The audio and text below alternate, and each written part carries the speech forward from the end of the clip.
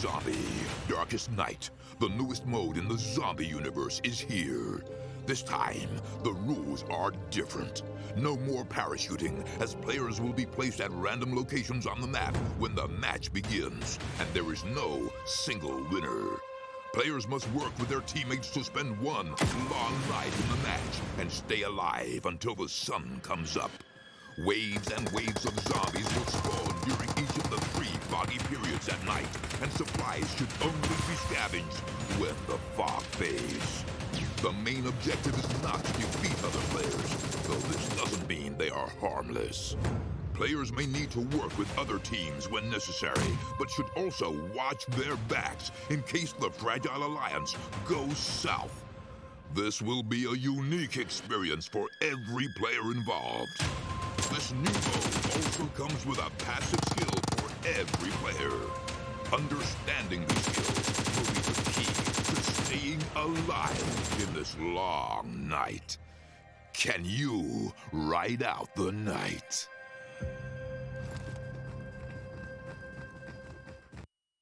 Hello and welcome back to the PUBG Mobile Club Open. My name is John Allen. With me is Toby. We're going to be taking a look at Europe today because it is time for the regional finals. It is going to be absolutely amazing. And not only do we have an insane prize pool, but to be honest, one thing is the money, right? Yeah. Another thing is the slots at stake, because there's something really, really huge to play for. Yeah, of course, we've got the Spring Championship finals coming up later this year, which should be absolutely great. Of course, the top spot coming out of this weekend will be going straight on there. They'll be booking their tickets straight away. Yeah. And of course, those next 2 spots will be heading over into the prelim tournament, which is their next chance to get that spot as well. Because I believe there's four to...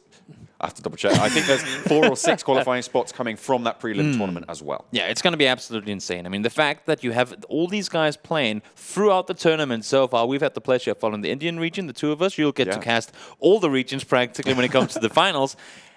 And they've been playing for top 8s, top 16s, top this and that. Now it's just 3 spots. Sure, you get some money the further down the list, but the top 3 spots, those are really, that's where you want to be sitting. And there's quite a lot of money in those top 3 spots as well. Oh, I mean, yeah. Just looking at the numbers, you've got $25,000 in that top number 1 spot, 12,000 in that second place, and 9,000 in that third position. So quick maths, what's that? That's 38, 39, almost $40,000. But let's take a look at the rules for this weekend. Of course, no changes here. 30 points for that chicken dinner. And the kill points, they're going to be stuck at 1. So placement still very much the name of the game. Yeah, it sure is. If you can get kills, that's all good fun. But if you don't get the placements to support it, then you will not, especially not see yourself in the top 3 spot. No, it's going to be pretty tricky to get that done, of course. But we only have 16 teams this time around, which means they're going to be much more familiar with each other, with how everyone's going to be operating. Every single map is going to be hotly contested. We are in a constant rotation today, which means that we are going to be seeing different maps. No like double Erangel. We're going to be chopping and changing. It's Sanhok, Vikendi, Erangel, Miramar, Erangel, or Erangel, as I should start saying. But that's you know, that's potato, right? It's personal preference, right? Yeah. But So none of these teams are going to be super comfortable just yet. They will have all played against each other and quite extensively. Yeah. I mean, you say none of them are going to be super comfortable, but I'm looking at one team that, at least through the semis, they look rather comfortable. I mean, just let alone off the kills. You have one player who is sitting, I think it was something like 22 kills above second place. That's absolutely, I have it written down here, Matic. He was at 54 kills just for the semis, only the semis, right? And the second guy was at 36. He was 18 kills up from anyone near him. Well, I'll tell you what. That's pretty good news for him, because not only is there a prize pool on board, but for the team that wins, their highest killing player gets an extra MVP 4K in the pocket. Yeah. MVP prize. Exactly. That's absolutely insane. I mean, I'm just looking forward to see what they can do here. Now you can argue, were they in a group overall that might not have been as good? Maybe. But then again, I mean, they were always splitting half-halves, or Group A would play with B and vice versa all around the floor. So they might have been up against teams overall that was maybe a bit easier. But then when you look through the teams, and then when you saw what the other teams did accordingly, it wasn't really the case. I mean, they were just really, really dangerous. Yeah, exactly. I mean, they came out second from group stages, moving all the way through. Of course, this team being Deformia Meditari. Oh, someone's been practicing his Italian. I had to make sure that I read that right, because it's Meditari. Oh, no. It's not Meditari. Brings me back to the old Assassin's Creed. That's what Ezio Auditore. Ezio Auditore. That's what I was have to thinking. do the hands as well. You have to do the hands. I'm sorry, anyone watching from Italy. That's amazing. We've just offended an entire country. I love it. Why not start off as you mean to continue? Sure, why not? Yeah. I don't mean to continue like that. Don't think I do anyway. But I'll tell you, they do mean to continue how they're going at the moment. Because that was a very dominant performance. 110-point gap between them and the second place out in the semi-final stages. Who's going to be able to stop them? That's what I'm looking forward to see, because now we will get, I mean, at this point, before, when we went both through the group stages and the semis, there was this whole, how is that first game going to pan out? How are things going to go here? Now you kind of know what's going to happen over the long short of things, and you see the teams listed up right here. A lot of CIS favorites.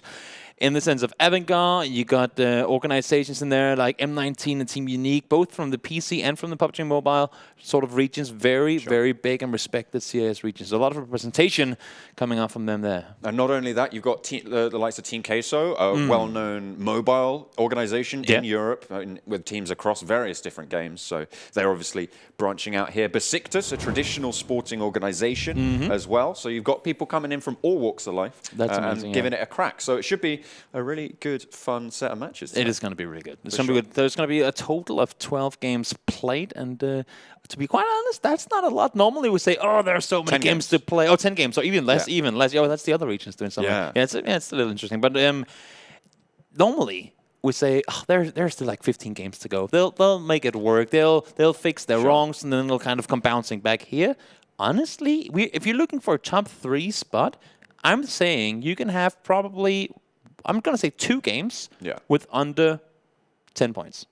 And that's, and that's what you can get. And so it's really going to be the creme de la creme. Yeah, exactly. It's going to be the very best that's going to qualify. Yeah, and that's really what you need to do to put up the performance. Of course, you know, if you do place in those 4 to 7 spots, that's still pretty decent. You still get a pretty decent paycheck. But you don't get what you want. Yeah, that's kind of the finals, thing, right? Yeah. So it depends what you're playing for. So a lot of these teams may just be playing for those center spots to try and ladder up in terms of that prize pool and try and stay out of the bubble. Of course, none of the teams will be going home empty-handed. Oh no, they've all made it this far. They've all made it this far, which means they are guaranteed at least $500 for their team, which would be pretty sweet. It's a good song. It's a little. If you have 5 players on your team, that's $100 per head. So that's pretty decent. Yeah, I mean, you don't want to sit and count it into hours, like in wages in that regard, as to how much effort they've put into. But also just goes to show that the teams that have made it this far, talking about hours spent, let alone, one thing is how much they practice and how much they do outside of playing in the tournament that is live right now. Another thing is how many matches they have played throughout this tournament in order to even get to where they are now. And honestly, for those of you guys, I mean, again, it's only 3 spots available, right, in total. For the rest of the 13, don't go home. I mean, you could be sad and annoyed that it didn't qualify, but the fact that you got this far, I mean, absolutely insane. Yeah, it's really, really strong. I mean, they've beaten out so many other teams, as you say. We've slimmed them down time and time again. So we are at this stage where everybody is going to be able to put up the money and see what happens. But it seems like that, as we were saying, there is this just behemoth at the top who no one can dethrone, certainly from the semi-finals. Yeah. The question is, have people managed to watch back over those VODs, watch back over those replays, and see why they are so strong? Because this is the problem. It's the blue shell effect, isn't it? Yeah. Because you look at teams. I like that. Coming in. Well, blue shell effect. It's the blue shell effect because you sit at the top, and all of a sudden everyone's like, "Oh, their strategy is really good, so we're going to learn how to play it and how to counter it." So as soon as you have those things on board, all of a sudden your strategy becomes a little bit less viable because everyone's targeting it. And it won't take a whole lot for other teams to make it up there. That's the thing. If you have one team that just falls off a bit, from that first spot, more often than not at least, down to the 4th spot, might not be that big of a difference. But we are in game number 1. John and I will be doing our best through these 10 games to carry on through. It's going to be today, it's going to be tomorrow, but why not start it off with a good old Sanhok? Oh yeah, a little bit of chaos to rein us into the new final stages of the European region. So, as you can see, a little bit of a westerly plain, and that top left island, the northwest island, looking a little bit interesting here.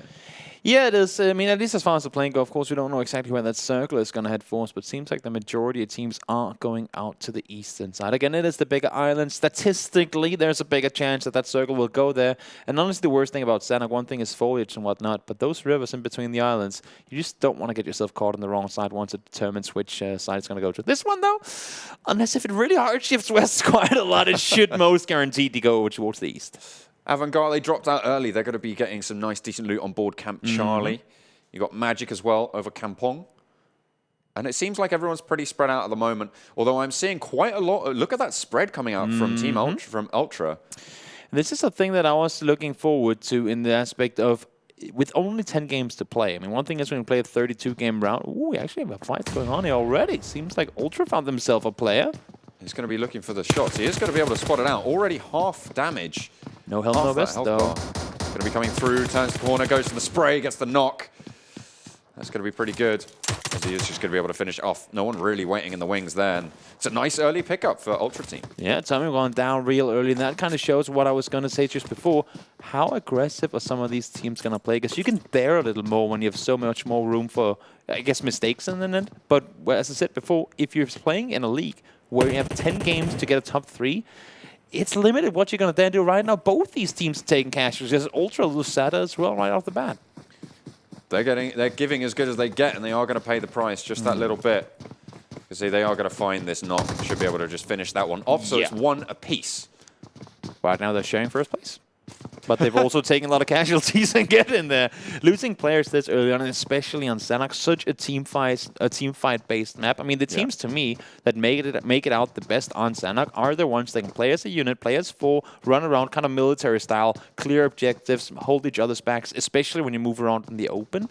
It's really, really difficult. Now, I know a lot of teams like to but sit around in the compounds at least for as long as they can. But when it comes to breaching and whatnot, if you have just that one more guy alive, it can really, really determine everything for you. And that's why I was kind of interested to see the spread coming out from Ultra Team. I mean, you saw them, they were all on that northwestern island, and they were, dropping pretty much solo. I mean, they were within each other's vicinities, and it is quite a small map, but still, they were just nowhere near each other. So, you lose that engage and you lose a player. If, for instance, they hadn't won that first knock, they could have been in a lot of trouble, but... That's Besiktas. Besiktas. Once again, early on in engagement, on these confrontations, you can see Loversen has already lost some HP, so they clearly know of each other's whereabouts. But oh boy, what are you gonna do for us here? See if he can learn any new tricks this time around. The rest of his team at his back. They spot one out, goes for the spray. Nice peek through the window, but can't quite connect the full spray. Little bit of a miss spray there going out from Old Boy, but he is going to rotate, try and make the best of it. No windows on this side, I'm afraid. Certainly none that can spot him out. Spots one more, though, goes to the spray. This time it's going to be the knock. There is a player watching and waiting outside, though. Goes for another one, goes for the trade, takes a bullet for his trouble, but is able to take out that second player, and that's the confirm as well. And look at the way they just swamp this compound. That is the benefit. That's what you can do when you have 4 guys moving together. When you're split up, even just having that third guy, having the 4th guy killed, if you get one knocked, that's one having to sort of commit to the rest, and the other guy can't go aggro because he needs to defend the guy resting. You lose your entire... Like, people tend to say, oh, it's just one guy, it doesn't matter so much, but when you put it into actual strategy, it can change everything. Yeah, it really does matter when it comes down to it. Those bare feet, though, they're trying to find FROMHELL something in towards Team Queso, but they haven't quite got the bead on them just yet. They're biding their time. Also, I mean, we got to figure how aggressive do you really, really want to go early on here?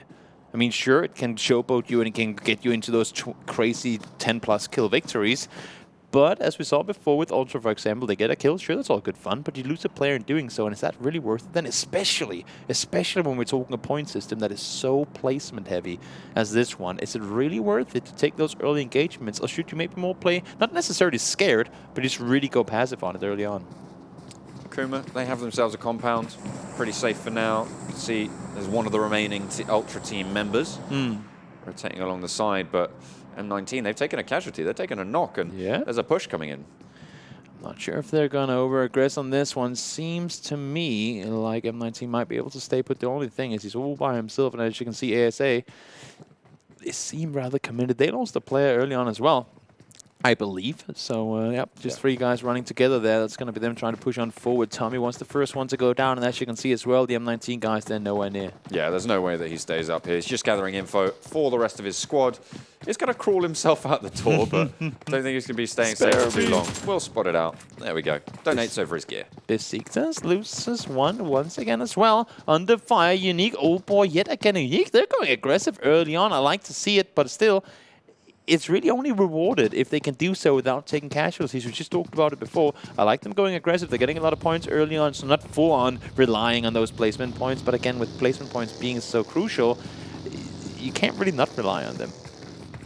Unless we get like 20 kills every game. That's the thing, right? If you can frag out your mind every time around, but that's it as well, isn't it? It's because you've got maybe a 70% chance generously of winning a firefight. You're still going to be losing 30% of those engagements. Yeah. So if you're better at placement, if you're getting placement 80% of the time, that's absolutely huge, because then you take fights in the advantage where it gives you 90% win rate. My advice in all of this is that if you're a good fragging team, like if you know that you can just run around and slaughter everyone, like Unique is kind of trying to show us right now, save it. Because even though you're a crazy fragging team, there'll always be the one snake like his. Okay, he can get a finish off on one guy. That could be the difference maker as to whether they make it 5th or 1st place, right? And in the end, that one kill will be worth so much less than the placements in the end. Now, Circle does shift north, so Unique, they can run around as long as they would want to.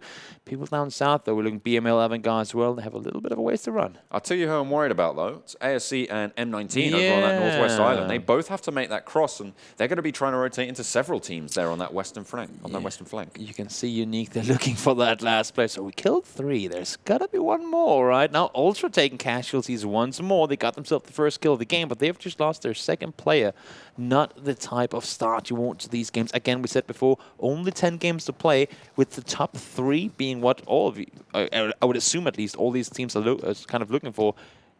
One bad game is pretty much, I mean, that's the, like you get one mulligan, right? You get one strike off, and then it has to be pretty good from there on out.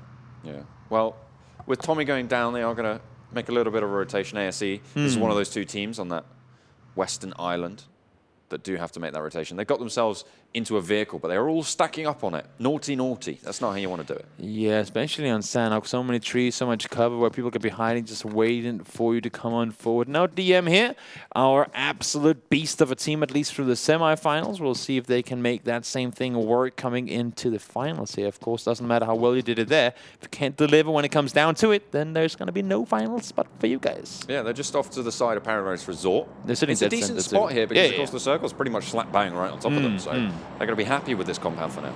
Yeah, no reason to run anywhere, and I mean, again, if they're a team that is confident in their killing ability, no reason to give up on a really good spot in order to try and hunt things. Just let them come to you, and then slaughter them once they try and breach your compound. Just take them down. That's the thing as well. Compound cover is so valuable here. It is. It's such a strong position to have. Especially in 3rd person. In 3rd person, you can just sit by a window and get free information. You get the Pika's advantage in that regard, and I mean, some people. That's one of the arguments of people going against. It's like, oh, it's so unfair. You can stand behind cover and dig up, but then the argument for it from other players, like, but everyone can do it. So it's all about who is better at putting you into a position where you can use advantage or use it to your advantage. And honestly, compounds, setting behind rocks, using those trees to your advantage. That's how you do that. And that's how you get it to work your way. Well, Deformia Meditari, they are going to be dropped on an AUG.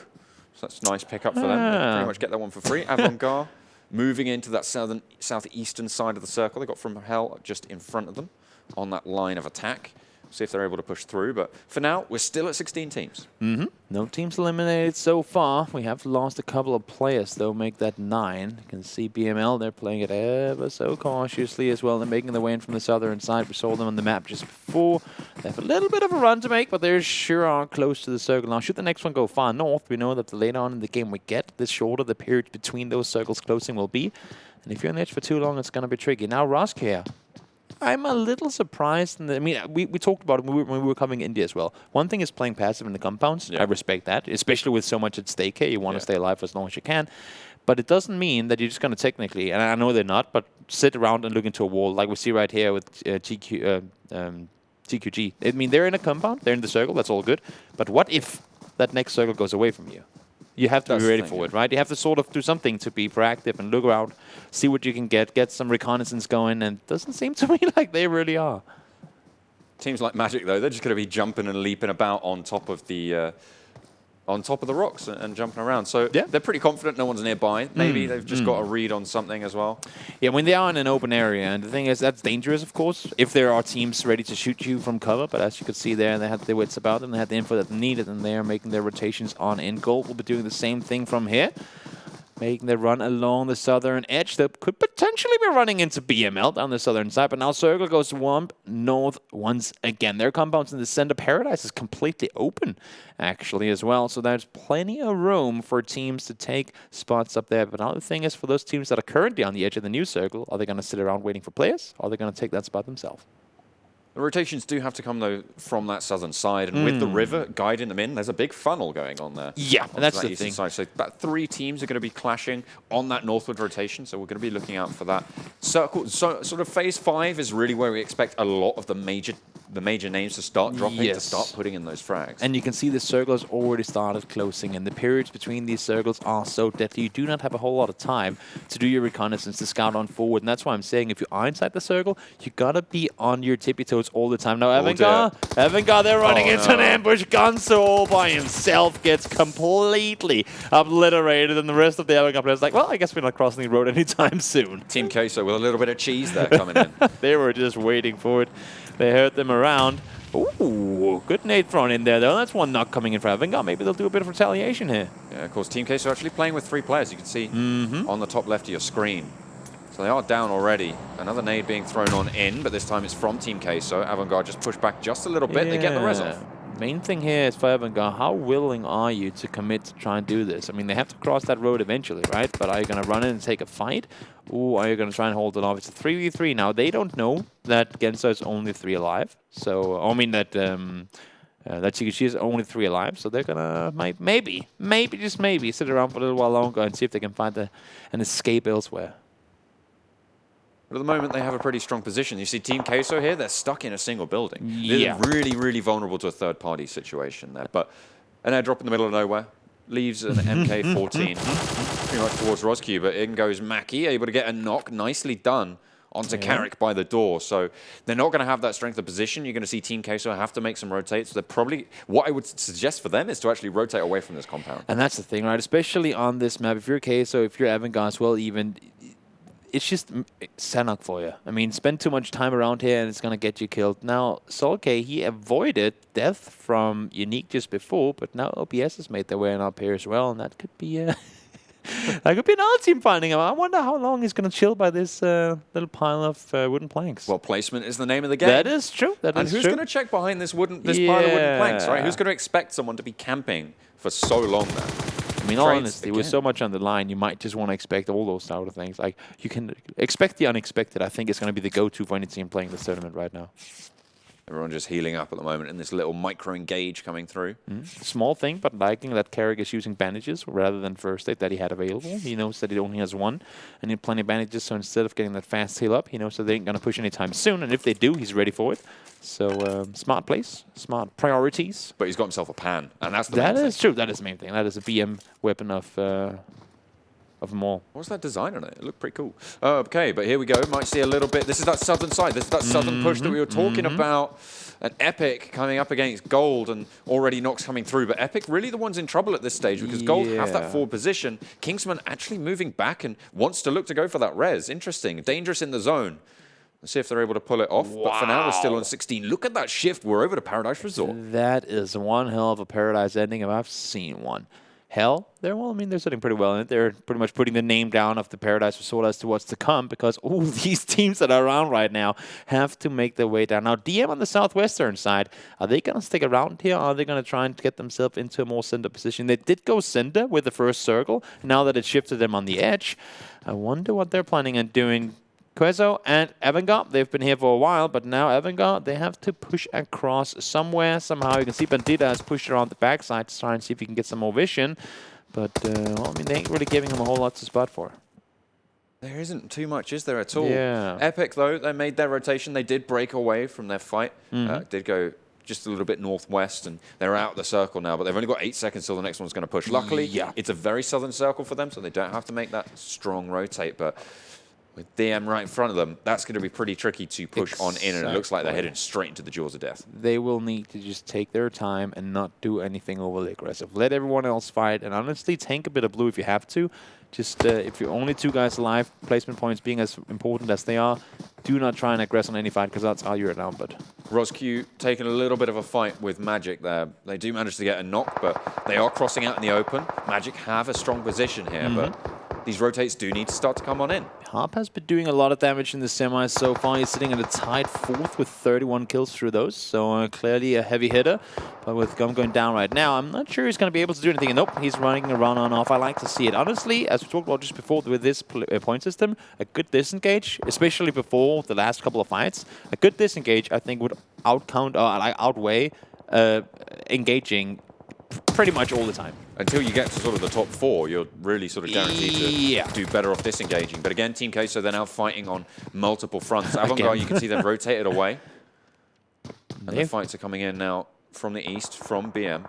They've been fighting here for so long, and honestly, all these teams hearing them shoot there might just wanting to get into a third-party chance on this, but unfortunately, it's not quite the case. Mello spots out one, gets himself a knock on towards Said as well. 2 more players to deal with, though, and once again, backing off. They know they had a player knocked just before, and he's not full HP, so no reason to go aggro on it. Just keep on running in with the circle. Like to see it. ROsq giving up one of their members. They are just going to take that position instead. Not going to be guaranteeing it. But you can see Andy, they know exactly where these players are going to be. Because, of course, they got the knock. They know that position's there, and the rest of Magic have to rotate away. Still on 16 teams, though, with 52 alive. The numbers are starting to thin. And we just saw on the kill feed there before that AVANGAR lost a player to Hell now, so obviously other teams are starting to engage on it. AVANGAR simply took too much time, and now they're starting to fall apart. I believe they just have 1 player remaining. Now Master gone down as well. That's elsewhere, but now for Queso, they need to make their run on forward. They are in still, but look at the amount of teams, and holy cow! Paradise for sure now is where we're going. And look at the number of teams outside of the circle, on the sidelines. Everybody is just going to be running at this place. I think they're booked up. I don't think you can... You can't get in. The bottleneck is too small for what's about to try and get on in here. I mean, there's simply not enough room for these teams to make their way into Paradise. That's a team gone down right there. Yep, Besiktas, they were fighting from the very start. And now Kingsman trying to do some damage here. Oh, he's got the overview, but he's been spotted out. The rest of his team's at his back. They got a nice diamond and a nice cover on the flank.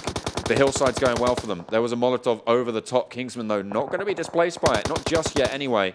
Epic making those runs and making that rotation work. Yeah, he needs his teammates to come up and help him out, and right now they are. You can see they're fighting, but they're fighting other teams as well. And we're talking about it just before. The bottleneck is only going to get smaller, and there are simply too many teams trying to make their way on in. One thing is you can sit in the comfort of your compound once you're inside Paradise Resort, but getting there, as you can see here, sure there are trees, but it's really, really open. Teams are going to start to drop like flies. There you can see M19 going out. The rest of the team's all going to have to push in. Every single side is going to have a fight on it. Yeah. And it's just absolute chaos on this push. And not only that, but the blue zone is also starting to do a whole hell of a lot of more damage. Graham spotting out one of the AVANGAR players. I believe it's the last one on live. ROsq are out as well in the meantime. And I believe that's AVANGAR going down. 11 now teams invaded. I told you Zone 5, Phase 5 was going to be the end of it. There we go. Unique as well. The absolute chaos of a circle. We have DM on the edge here. Now they're finally starting to take fights. Is it too little too late? They will have to wait and see. They haven't been aggressive so far, but they are getting kills. Sean Nuke's just getting himself a killing streak there. And oh my lord, Unique, they're sitting on the center dot, and they'll be up there for a little while longer. DM's still in it, though. They're on that south side, and we're down to 8 teams. That was, I think, about 2 minutes, and we dropped half of the teams in the lobby. Yeah. That shift was brutal for everyone, and well, I mean, it shows right there why and how it happened. Now the thing is, for all the teams that are trying to push up towards Paradise, they now have to figure, do we want to go through Paradise, or do we try and boat around it? But you have to make a move now, because in 15 seconds, that circle's going to close once again. Exactly, and it's straight over onto Unique, as we were talking about before. That's a really good start for them. Like, well, more to the end now, but they are going to be in a really strong spot. They're going to have those buildings. They have the cover. You can see they've even got a player out on that flank, and everybody's going to start to snake in because, of course, the density of these players has really, really decreased. Honestly, Unique was, alongside Hell, they came in there earlier, but Unique was the only team that dared saying, you know what, we're going to cross the rope, we're going to go for it early, because we know if we get there too late, it's simply going to be impossible to get in there. And now, sure, the circle does hard shift towards them. That's fortunate, but them getting this compound is well rewarded, and it required good scouting up before, and they did that too. They spotted out DM as well. Out go the nades. They've already got the knock. Ooh, Matic is down. He is going to be safe for now. The teammate can make that push if they drop a little bit of smoke and try and cover them off. The rest of the team, though, they are still up and alive. Plenty of cover. FROMHELL and Gold in the same building, looking to go for that contestation there. Not quite in the zone just yet. You see Old Boy already sitting at 5 kills. They were fighting from the start, Unique, and now they've got themselves into a really, really good spot in the circle. This circle is going to start excluding more and more of Paradise as we speak. And as you can see here, Golden Hell Flamingo was all hill sitting here before, but now they got this company pretty much shared 2-2. Oh, Team Queso taking heavy punishment going down. FROMHELL raining it down onto KUMA as well. Team did just get eliminated as, from there. That's going to be KUMA going out as Hell take them down. But Gold are downstairs and they're ready and waiting.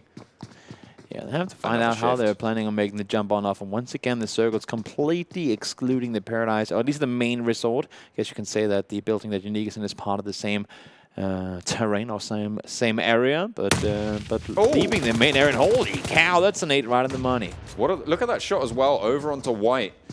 Decent headshot, just with a nice little angle found. That's what you got to be able to do. That's why we need to play these maps over and over and over again. And this shows right here, they know all these small cheeky angles. And you need to be able to do them. You need to get them in your way. And Rob gets himself a good one. Goes in. Gets the finish off too. One more player to deal with. You see, he's just jumped out the window. They will know what's going on now. Going for that push out wide. But there's some backup for FROMHELL. Nice. Are they going to be able to take one more team down now? 5 remain. Really smart double peek from them. And look at this DM, despite being forced into fights all the time, still FROMHELL managed to get here. But they're getting pushed from behind. Not able to get the push on up immediately, though. One more goes down. That's going to be the third around the corner. That's going to be all of them down. And only one lives to see another day here. And they are going to get eliminated. DM holding their ground. The blue zone not in the favor of FROMHELL. That's going to leave them up. But Matic is down. They're eliminated. They go down in 4th. But a decent start to their potential last couple of games. But now we're down to the final 2 teams. It's Unique. I believe they're taking on Team Queso. Only one player there. And Unique are able to clinch it out. Very nicely done. And it is going to be them chaotic. With a very high kill game. Team Queso, though, 3 players. They still play second. I was going to say they were fighting AVANGAR practically the entire game. Yeah. And somehow, everybody decided to go on the western side of Paradise. It gave them so much room to maneuver because they were fighting on the edge. We're like, guys, you got to move soon. You're going to be in the blue. You have to start doing something here. Like, what are you guys doing so far out on the edge? And all of a sudden, they said, you know what? We're just going to go the side that we don't see anyone at. And he just chilled for the longest of time and got themselves into 2nd place. That's pretty much that's a result. Got to do what you got to do, yeah, for sure. That's really strong coming out from Team Queso. So a nice start for them. But of course, we saw Unique. They held out. They got really good beg your pardon, circle shift. Right over there. Yeah, no, I was just just having a moment. But no, Old Boy as well. He got 7 kills in that game. Really, really turning up. The rest of the team doing very, very well. A high kill game coming in from them. They have got off to a really good start here at the finals. They have, and that's what we were talking about before. Those early kill engagements, if you don't lose players, they can really work out for you because they will add that kind of crisp to the top of your cake right there. But the thing Crisps is, on a cake, whatever, you know what I mean. Cherry. There you go. There, thank you. English. No, but it works out. But had they lost the 1 player early in any of those engagements that they took, they might not have been able to make it to that compound the way that they did, and that could have been them going out way earlier than they got. So really, really smart in both getting kills, but constantly, you saw when they were moving around, never take chances, never leave one guy alone, constantly have one there to back him up so that if you get a player knocked, always have one to come in with the rest. And so the player I'm looking at from that team is Old Boy. You know, we saw him get 7 kills in that game, and we saw him be very, very dynamic, very aggressive, as you were talking about before. So will that be able to roll on forwards? Will the team be able to rally around that? Because that's really the wild card that gave them this game. And Sanhok is known for being very chaotic, right? Yeah, and that's the thing. They're going to be playing multiple maps. And I mean, honestly, for one team, that's what I'm looking for here. For one team to be able to play consistent throughout all 4 maps, that requires a lot because they are very different, both in terrain, obviously, and in how you're supposed to play them in order to win. There isn't one meta that goes across all the maps. You have to be able to adapt your playstyles to the map that you're on. And if one team can show, I mean, if Unique can go out and do the same thing on Erangel or Miramar, for that sake of Vikendi, that would be absolutely insane to see. We'll have to see what they're able to do. Of course, it's Vikendi that is next coming up today. So over on to the Icy Wastelands. We'll see what people are able to do. Obviously, a little bit less familiar with this map. So a lot of the teams has been out for that long. But by now, they should know what's up, certainly in this tournament meta. Because that's really what matters when you look at these things, is the micro meta. Because every single, even the different regions, they have their different ways of playing. We know India, particularly the show that we were working on before, they really, really like their compounds. They have broken out a little bit more over into that terrain style play, but Are Europe going to be able to stand up? Are they going to be able to adapt? You know, look at those other regions and see what's going on. If you want to check out what's going on with the other regions, by the way, you can head over to the website. That's clubopen.pubgmobile.com underneath me. And of course, you can head over to the YouTube channel and hit subscribe, ring that notification bell, which of course is PUBG Mobile Esports. And you can check out all the action there. If you're watching already, just scroll down on YouTube, just scroll down and hit that red button. It's Also, as easy as that. I mean, if you're watching these tournaments, maybe not being a specific... I mean, you're probably EU biased in the sense that I assume at least most of the viewers here are from the EU. Yeah. But if you want to get the bigger picture of what's about to happen or what's going to happen in the end of July when we get to the grand finals, I believe me, and just off of seeing this one game, there are regions that would have played this game completely different. We saw two teams in Paradise. No one dared to go in. There were so many teams on the edges. Had it been like a situation like India, so many more teams would have crashed on in early. But look at the points here. Despite only being 3 guys in and fighting for the entirety of it, Queso still sitting solid in second. Yeah, that's certainly some strong manchego coming out, some nice cheese from Spain. They are going to be able to get that 25-point start, but almost double that. Team Unique, 44. Yeah. Strong performances coming out from, again, Deformia Meditari. They are going to get 24 on the board. That's a decent start. That's a really strong average to be putting up. Oh, yeah. I mean, especially considering the push they had to make there in the end. Really, really nice performance coming out of there. A team that I'm looking to see, though, coming into it. ROsq, 4 points in this one. They were sitting in third in the semifinals, and we talked about how maybe you can have 2 bad games if you want to sit top 3 in the end of things. I mean, they came into this really strong, right? And now they've kind of already used that one, not really bad game, but the one bad game they can afford. So I'm looking for them to maybe not change up. Obviously, we've only seen them play 1 game, but they've used it. Like they used here the kind of the retry early on, right? Absolutely. I mean, you've also looking at teams like AVANGAR and Ultra Team. They both had pretty, sub 10-point games. There. I think it was 9 points and 7 points, something like that, just on the scoreboard there. But that's not the performance you want. As you say, they are using those lifelines and they're using them early. Now, if you look at the averages that these teams are putting up, they can start to claw this back. They can, they can get those chicken dinners on board. They have 10 games to do so. So it is pretty closely knit. So we'll see how they're able to do. But they are the teams that we're going to be looking at. If they drop another poor game, that's going to be really bad. They've got 4 more to play today, and if that Sanhok game is anything to go by, they aren't quite on the best of form. Yeah, that's it's going to be interesting to see, but of course I'll have to wait until we get back to the next games. I'm just excited to see so many games being played here. 10 games, and then we get to determine which of the 16 teams get to go. Yeah, that's it, right? Like you're looking at a lot of these teams to be moving forward to that top spot, but. That is our first map of the finals for the European region at the PMCO. When we come back after this short break, we'll be heading over onto Vikendi, where we'll see how they're going to stack up. Is it going to be a little bit less chaotic? We'll find out after the break.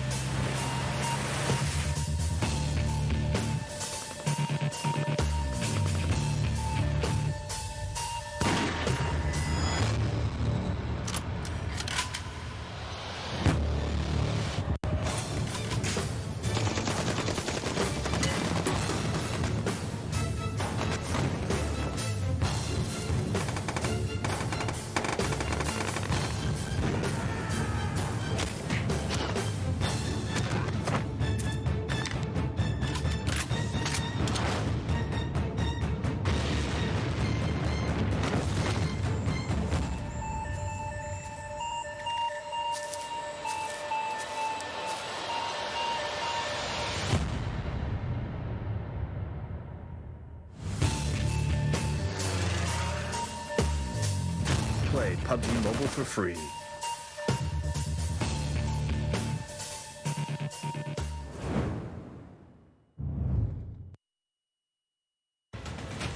Zombie, Darkest Night, the newest mode in the zombie universe, is here. This time, the rules are different. No more parachuting, as players will be placed at random locations on the map when the match begins, and there is no single winner. Players must work with their teammates to spend one long night in the match and stay alive until the sun comes up. Waves and waves of zombies will spawn during each of the 3 foggy periods at night, and supplies should only be scavenged when the fog fades. The main objective is not to defeat other players, though this doesn't mean they are harmless. Players may need to work with other teams when necessary, but should also watch their backs in case the Fragile Alliance goes south. This will be a unique experience for every player involved. This new mode also comes with a passive skill for every player. Understanding the skill will be the key to staying alive in this long night. Can you ride out the night?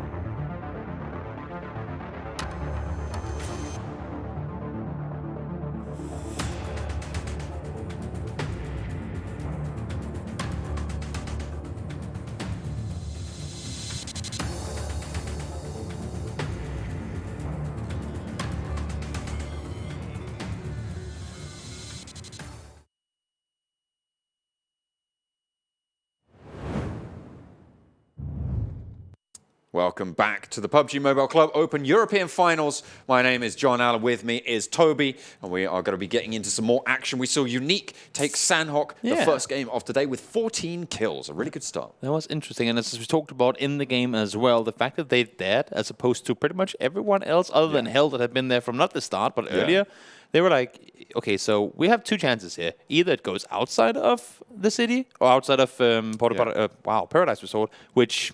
it's fine because we're already outside. Yeah. Or it goes inside, and then we have to get there because then we'll be dead if we aren't there by the time that it goes in there. Exactly.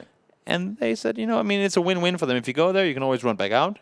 If you aren't there and it goes out, then it's fine too. But if you aren't and it does go there, then you get screwed. Sure. And that's what we saw. We saw, like as you said in the stream as well, half the teams died within like a minute and a half, right? Yeah, it was absolutely crazy. That Phase 5 was probably one of the bloodiest we've seen so far. It's all due to Paradise Resort, of course, because that's really the only place you could go. Yeah. And it's due to the fact that not many people were able to get there early.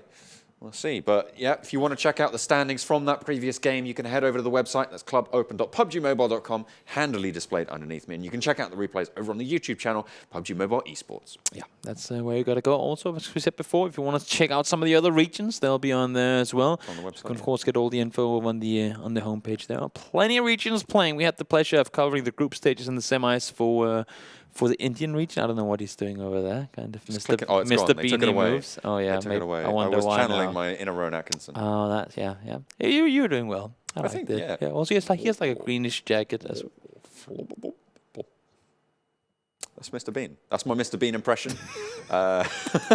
Did you know Mr. Bean has an incredibly large global audience because he doesn't say a lot, which means all his comedy is obviously it's all mute. Yeah, exactly. He's very big in the East. Yeah, and also I'm sure he's sitting and watching the PUBG, and he's probably checking out the homepage as well. So you should go do the same thing. If you want to be like Mr. Atkinson, then you can check it out. Yeah, there we go. But of course, Unique, they had a really strong performance. But a team that we saw and were looking to see as well were Deformia Meditari, and they have put up 24 points, which is a very strong game. Yeah, they were one of the few teams that actually didn't go to begin with, but made it there anyway, kind of. Now the circle was, like, they were on the correct side of the city. They pushed up the western side, which made sense.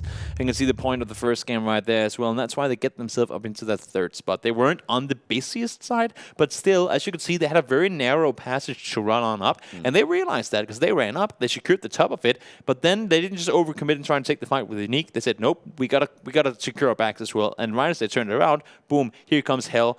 4 men strong, and they took them all out. So great effort by them. Yeah, they had the circle advantage because unfortunately 4Hell had to push towards them, and they just had to get it done. Of course, quite a few teams over on that right-hand side of the screen that we just had, not in the best of spots. As you were saying, everyone has one, maybe two, if they've got it in them. Lifeline games where you can be putting up, 7 to 10 points, something like that, a low-scoring game. But you can't be doing more than that. No. Certainly not if you want to be in that top 3, because that's what everyone's gunning for. That is the thing. If you don't know and if you didn't watch earlier, these guys are, of course, I mean, this region has the finals and all, but there's an even bigger final. It's not even the final form of this tournament. No, there is a grand final happening in the end of July. And, of course, these guys, that'll be where all the regions get combined. We'll get that global final, and that's going to be one hell of a big one. And there's only 3 spots for all these 16 teams to fight for. The first place team will go directly. They don't even have to play anything else. They just go like, you're already in, you'll play. And these second 2 teams, the second and the third place off of tomorrow's games, will get to play in the prelims. So they qualify with some of the other regional teams, and they'll play for those other 8 slots in the grand finals. Yeah, every region playing in the PMCO at the moment will have that top spot going straight there. SCA will have 2, because of course they are the host region for I think the PMCO. So I think they get 2 direct spots, and then everyone else will get 1 or 2 prelim spots as well. So it's crazy. It is pretty nutty, yeah. I mean, if you guys think this has been a clash of teams being different levels and teams coming from different, maybe, I mean, even though we're within Europe, we have got CAS, we got Turkey, we got. I mean, there are teams from all over playing within this region, right? And they might play different. You could have a team from France play completely different as opposed to a team from Russia. But now we're talking global. I mean, and that's why we recommend you guys to go to the YouTube, go to the Club Open side as well, because you get to sit and see some of these Chinese teams, some of these Japanese teams, some of these Indian teams, and believe me, you can see the same map, the same circles, and the games are unfolded completely differently. It is very, very different in terms of pacing, which is going to be super interesting to see how it turns out. But we're over into game number 2. It's over onto Vikendi. It's a snowy map we got in front of us, and I'm excited to see where this one is headed. Similarly to, oh my god, that's Western. I was going to say similarly to Sanhok, the river can come into play, but nope, it's no river here. It's just a lot of ocean. That is a really strong circle. That is a huge shift over on Deformia. But I tell you who's in there. It's unique. Look at that. DM as well. They knew. They knew beforehand. They knew. They've been eating their magnets this morning. Yeah, exactly. Got all the magnesium they needed in order to make those circles go in that direction. Now, this one is going to be tricky because Deformia is a huge city out on the western side. And as you can see here, Unique has it all to themselves. But then when you go east from that, we like to talk about Vikendi being the more compound-heavy area from that. But from Deformia all the way to Goroka, there is not a lot of compounds. It's very open. It's a scarce open terrain. Sure, you have hills and whatnot, but it's extremely open terrain. And for these teams to fight them out there in the late game, that is going to be difficult. It's going to be tricky, certainly. Because with those hard shifts away from water, it is going to start to move them inland a little bit more and see what they can get done. Of course, all those teams on the east, they do have plenty of time because of the way that these competitive circles are working. Yeah.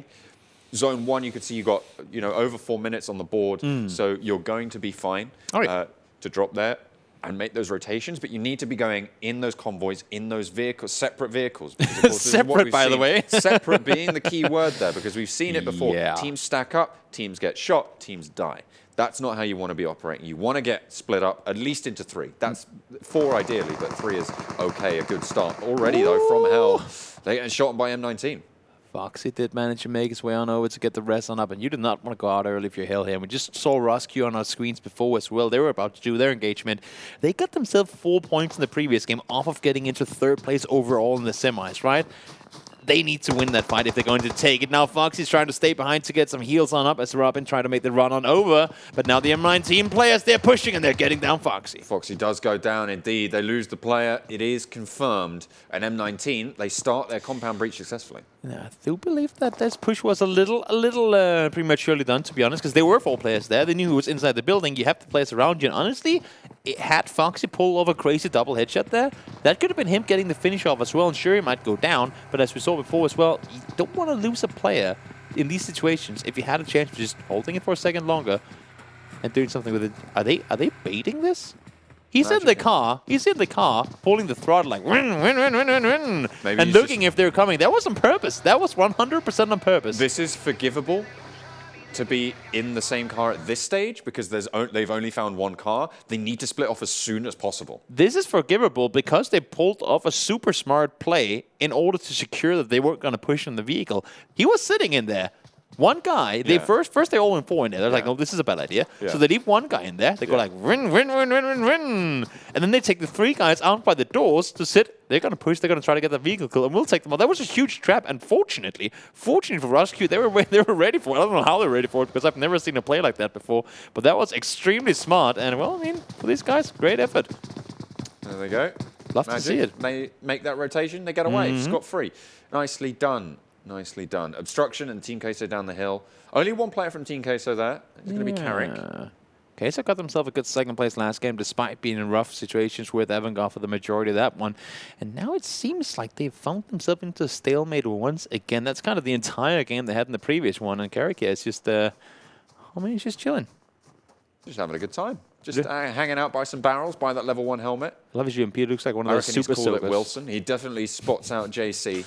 Yeah, he must know that he's up there. But for JC, as you can see, I'm not sure he's spotting those feet because Carrick ain't really moving. Not sure. Yeah, I don't think he spotted it either.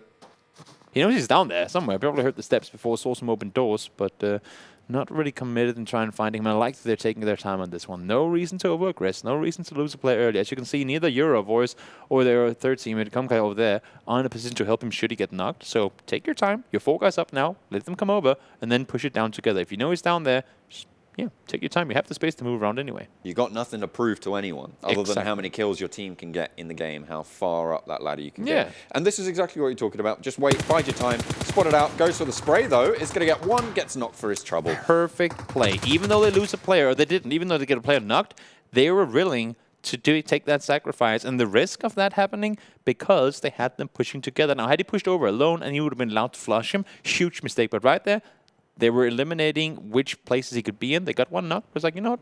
that was part of the deal, kind of. We didn't lose anyone in the end. Smart However, play. Team Queso, they placed second with 3 players before. Oh, yeah. So they still have 3 players on the cards. They're still live and kicking, certainly, into this next game. Yeah, no, Deformia Meditari, just with their own compound. Yet again, of course, the circle did go over to them. Yeah, I mean, they were playing it so insane in the semis. And you see it right here as well. When we jump over to some of these other teams that are inside the circle already, they'll just be sitting in their room, kind of chilling, maybe listening to a good piece of music on their playlist.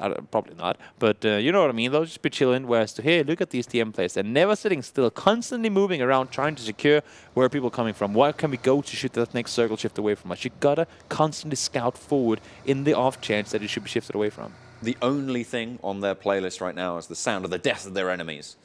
Yeah. It's going to come through. Makes but sense. it's Obstruction, actually, going to be getting some frags. Again, going to get it done. I believe that was onto BeMyLoot as well, just over the way. See, there's some vehicles rotating past them, and they are just going for those shots, those spray downs, seeing what they can pick up. Vehicle damage coming in and getting themselves some knock, a knock and a finish off of it too. It's always dangerous, but I like to see that they get them that despite the fact that you saw BML actually rotate in multiple vehicles. So they focused their fire on one car and they got them down. But that's the reason why you go into multiple vehicles, because otherwise your entire team would have just That could have been a wipe, completely yeah, shut for sure. down. That could have been a full wipe. See, here is Ultra Team as well. They've got 2 UAZs in that compound with them. So they will be able to roll out when the time comes. But for now, they're going to be nice and secure. Of course, this first circle only just closing. Yeah, and Ultra, they were fighting real early in that previous game and didn't really go the way they wanted. Sure, they got a kill early, but they also lost one. And then when it came to those later game fights, it became really tough for them. And once again, now BML losing players. This rotation, they were rotating far. They were coming in far from the eastern side. And they were all clearly they were not quite aware of where some of these teams were landing because they've been driving from one team to another all the way throughout. Team Queso, they're still going. They're still in it. Of course, so would BeMyLoot. 16 teams remain, 59, so small levels of casualty at this stage. But it is very early to see this number of deaths. Just got to chill, just got to wait it out and hope that some of these circles now come your way and trying to avoid confrontations maybe. And avoid rotating with vehicles. For the most part, I mean, I get when you're far on the edge, but for the most part, Vikendi, I feel like it's small enough that you can play without vehicles. I mean, sure, if you get hard shifted away now, the circle is already far western. So for the initial rotation, sure, it makes sense to take those vehicles, but then maybe don't go right through the middle. Just take those edge rotations and try and see if you can get somewhere safe. Grota coming in handy with a tac stock, and I always question that because there are no weapons in the crates that allow for the use of tac stocks. So Well, why I is mean, it there? You can just grab a bit of duct tape, whack it onto the back of the Groza. Ooh, yeah, true. No, that's tails. Oh, yeah, I know. I just like to remix things up, you know? Ah, a little bit of a I do that. maestro over here. Yeah, Oh, exactly. Just pump your SoundCloud out while you're at it. That's, yeah. But here's the EpicGang. They have a team a little bit further to their north as well, just encroaching on. I think that's Team K. No, it's Magic. Ooh, that's what I call a bait crate. They were waiting for them. They saw the red flag coming down on the other side, and they were expecting a team to roll up on it, but they are not getting the damage done that they were hoping for here. They're up into the US as well. Magic might have just got away with this one. I think they have. Thank you for the Groza. They scatter like ants. They got it. Like roaches in the sunshine. That's unfortunate. And for Epic, honestly, I mean, at least put yourself... If you're playing off of the fact that this crate could allow for us to get some free kills, or free-ish kills, then at least put yourself into a position where you can see them, because they were still behind the broken wall. They had the building for cover. I mean, if you're trying to plan it and position yourself accordingly, then at least get within nade distance or something like that. That could have been a whole different scenario for them. Yeah, maybe play a little bit more aggressive. That's what we've talked about. Europe, very, very passive. That's sort of the idea here. Of course, with placements being so important, you can understand it. And I don't mind playing passive at all. That's what you got to do. But in the chance where you can get free kills, I mean, where they're just kind of gifted to you, like in this situation, you got to go more aggressive. Tommy, he's realizing now that this was a bad idea. Trying to zigzag through multiple teams. Somehow he's still alive. Vehicle blown up, though. Now he's on his feet. Tommy, more like DK, Drift King. Just slipping and sliding around. Not anymore, though. He is going to take down AVANGAR, actually, this time fired on. So Ultra Team, they have got that enemy over the way, but with ASE already losing a player as well. Another knock. That's pretty disastrous this early on. That is a tough start for them. Not the kind of game you want to get off from the bat here on the snowy fields of Vikendi. Now, new circle is going to pop in just a short moment. as we see this one closing to an end. And we were already far west. I mean, of course, there's a lot of water in it, and that's a big factor. But how much more water can we get inside the next one? Because right now, I mean, if you look at landmass and what you really have available, we're sitting at somewhere between Circle 2 and Circle 3, potentially. If it goes even further west now, that would be not a whole lot of space for these players to move around on. There's a lot of players grouping up towards Dobromesto as well. So if it's a northern shift, that's going to be huge because of that wasteland that you were talking about around Dobromesto. That rotation is going to be so difficult. It's where you see the crate right now, where you see PMLP as well. That's just really, really open. Sure, you have like here, you have some trees and cover here and there, but those trees, I mean, they only cover you from a solid 90-degree angle, right? So you get shot from either sides, and you just cannot position yourself accordingly if there are too many teams around. Here's another crate going down. There's 2 teams with players in vehicles, but only one of them is actually going for the crate. Going to be able to get away with that one. A Groza, an extended mag. No tactical stock this time around, Toby. It's okay. Don't worry. We'll be fine. There's no tac stock. No tac stocks are needed at all. Either rotations are coming in from AVANGAR. They've realized they don't want to sit around for too much longer. The new winners of Game 1, Old Boy and Unique, they're making their rotation on up as well. They were actually the team who were going to be able to get that Groza on board as well. Yeah, so it seems like the circle has gone north too, because everyone is making their way further up north, even north of where the Dobromesto is. You can see Magic sitting up here with some high ground positioning. UMP doesn't do that much damage at a distance, but still, it's pretty decent weapon to put in the hand of a talented player. Unique actually pretty close, and they are going to be able to get up some kills. They have got Overwatch as well. The spray downs can come through. AVANGAR in the firing lines. A team that was doing so well in the semis. They didn't do super well last game, and this time around they get wiped out in 16th. Wow, and look at the way Unique has positioned in order to get the kills that they do here. Really smart playing. Now BML, they were all by themselves for the longest of time, and somehow Gold just gave them a freebie. But how many more players are going to come here? There's still 3 more to go, and he does not have a whole lot of chances. Nope. Down goes him. Does get the confirm though onto one of the players from the Golden Boyz Esports. So with a Z, that is. Not in esports, in the boys. Oh, should have been in both, right? Probably should have been. Yeah. Like you all know. You got to commit. Yeah, esports. Esports. In any case, Circle's closing in. I would love to know where exactly it has gone, but yeah, I mean, this circle is still covering the entirety of Dobromesto, so yeah, and it's there's got to be quite a bit of water in it because it's a shore city, like a harbor city, right? So it's a new one hasn't come in just yet, but on the close, it is going to be pretty interesting to see where it does fall. At the moment, Obstruction, they have Overwatch because, of course, they would have heard that firefight from the Golden Boyz. Yeah, it's going to be... it's always these things with compounds, because compounds grant you so much cover, they grant you that peak advantage and everything. But once or if you do it, because you can see right here, Kingsman, he can peek out, he can get a ton of info without really being at a risk himself. But if they do have to leave at some point, that's also your opponent knowing exactly where you'll be leaving from. X amount of windows, X amount of doors, and I think they just saw him. He must have, right? And now they're precision. I love this. Look at the way they're maneuvering around. Now other teams are, of course, starting to third party just to ruin it kind of for them. But look at the way they're positioning to try and pin them inside the compound. I love this rotation from the guys. It's going pretty well for them at the moment. Of course, though, there is a lot of places that the Golden Boyz can go. Yeah. They can just head out. They can bug out the back.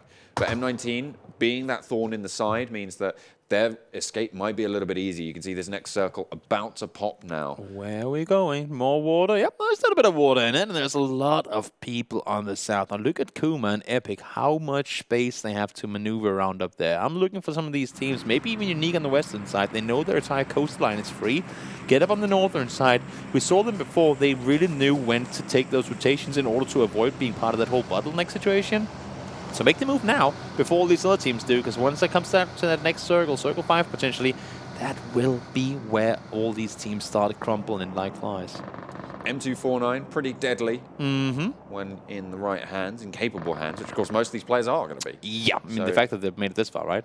Yeah, exactly. So it could be a pretty decent drop for whoever's able to get it. There are teams rotating just underneath it for now. Are they going to stop and get it, or are they more concerned with the firefights that they have yet to take? I think they're a little bit more concerned with getting that position. Yeah, and you pretty much have to at this point. I mean, sure, the weapon on ice level 3 gets good as well, but there's also level 3 key available in the houses, so it's not like very... I mean, it doesn't give you as much of a benefit as it does when you play on PC, where you can't get those level 3 helmets only in the crates. So it's a little different priority, I think, in aspect of crates when it comes to mobile gaming. That was a nice snipe knock over onto one of the EpicGang team members. Unique have control of that coastline, and they are going to find a frag already. They've already got that knock out onto one of the vehicles. Nice start, and Unique, again, they are displaying some really good skills here. And the thing is, we said before, you can never take too many risks early on, and Unique aren't, and they're still getting kills. They're positioning themselves in spots where they know we will have the advantage in any fight coming our way here. They're positioning themselves on the rotation paths and whatnot to get those kills, and now we see DM as well. Warfarin took a lot of shots in the direction of the enemies, but he goes down immediately after. Now multiple teams are pushing in, and Unique is one of them. DM, they've already lost a player. One of them is knocked. Unique, they've taken down AVANGAR, and they're looking to turn it onto Deformia. See what else they can get. We'll get the confirm. Kitsune able to get it done there, but there's 2 teams still left alive and kicking. If we know anything about DM, is that they are consistent. 6 they're taking a lot of damage already here for Unique. Looks for the spray. They know where he is. Peeks in, goes for the shots, but he's not going to be able to get it. 1 down, and now it's just Nukes left standing. It's going to be hard, and he somehow has to disengage, but as you can see, Unique, they're hunky and they're hungry, they're hunting, and they will not let him go out easy. No, I mean, and of course, that's especially when really you know what team you're up because against. they've just taken down 2. They've just been really taking the hurt towards 2 of the top teams in the tournament at this stage. I think Nukes is going to nuke himself. We go. Yep. Unique does get the kill in the end of things. That's going to be him taken down, and that's going to be the team that were completely untouchable throughout the entire season semifinals. Eliminate in 15th place with 0 kills. Well, I don't know what Unique have been doing, but they certainly have got a little bit more gumption than the rest of them. That's the thing. They're hunting. They're playing aggressive. And they know that a lot of these teams will not be because they want those placements. They want to get up there. So they're capitalizing, and they're doing it fantastically. They're catching teams off guard. And if you look again, I mean, the same way they played it on Sanhok earlier, the way that they were taking fights, the way they were pushing around, moving together, even when they're in a 4v1, even when they know exactly what corner he's in, they always take their time. They never over-aggress. They play it super smart as a team. And I don't think you'll see them take a fight where they do these clumsy things so one guy kind of get finished off for no reason. Now, Circle does go inland, fortunately. No more water fights happening. Gold, they're sitting, well, pretty much center. But as you can see in between these 3 cities, there's a lot of open terrain. It's so barren there. Everybody on that western front is going to really struggle to push out because they have to fight each other as well as getting over that tundra. So ROsq as well on the edge of the circle. They're going to get their rotation game going here. 2, make that 3 vehicles. 2 snowmobiles and a snow bike to make the rotation on in. Where are they headed, though? Are they going to go for a center spot somewhat open, or are they going to try and sort of maneuver their way around the edges here? Unique looking to push over towards Magic, though. Potentially making their way over. They might just want to skirt around, though. They know these compounds are going to be occupied. Yeah, scout and move and scout and move and scout and move. That's all you can do from here. 10 seconds to go until that circle's going to start closing on it. And as you can see, Gold, I mean, they're sitting bang center. But how many kills can they get from here? That's a big question. Everyone knows that they're there. So I don't think anyone's really going to try and even contest their compound for the longest of time. Now Unique, they got rotation kills already, and they're lining it up. We're not seeing anything in the kill feed yet. They're getting a lot of damage chucked on their way. 2 of them, both in the same vehicle. They're the last 2 standing for their team, but they somehow make it through the Valley of Death. That was really, really fortunate. Somehow Unique, they missed shots that they normally wouldn't have. And we live to see another day. But now again, for Unique, I mean, they were sitting there. They were waiting. They weren't rotating. They were saying there will be people coming this direction. And indeed there were. And unfortunately for them, though, they didn't get the kills. Now they have to make the move on in. Just slowing it down now. Everyone's waiting for this next circle. Everybody's waiting for this one to push them in because it's so crucial here. M249 just getting dropped straight onto Obstruction. Then we'll get that 4x as well with it. So a nice little re-armor as well. A little bit outside the walls. They might not want to go for it just yet, but it's got enough cover that it is reasonable that they should go for it. You can see Boyz is jumping around trying to figure if anyone's looking his direction. At least put some, but like if you're going to send out one guy to get it looted, just have another guy there looking over his top. Because if there's a guy shooting at you, outside that he's standing still. And if your helper can spot him out, that could be a free knock coming in for you.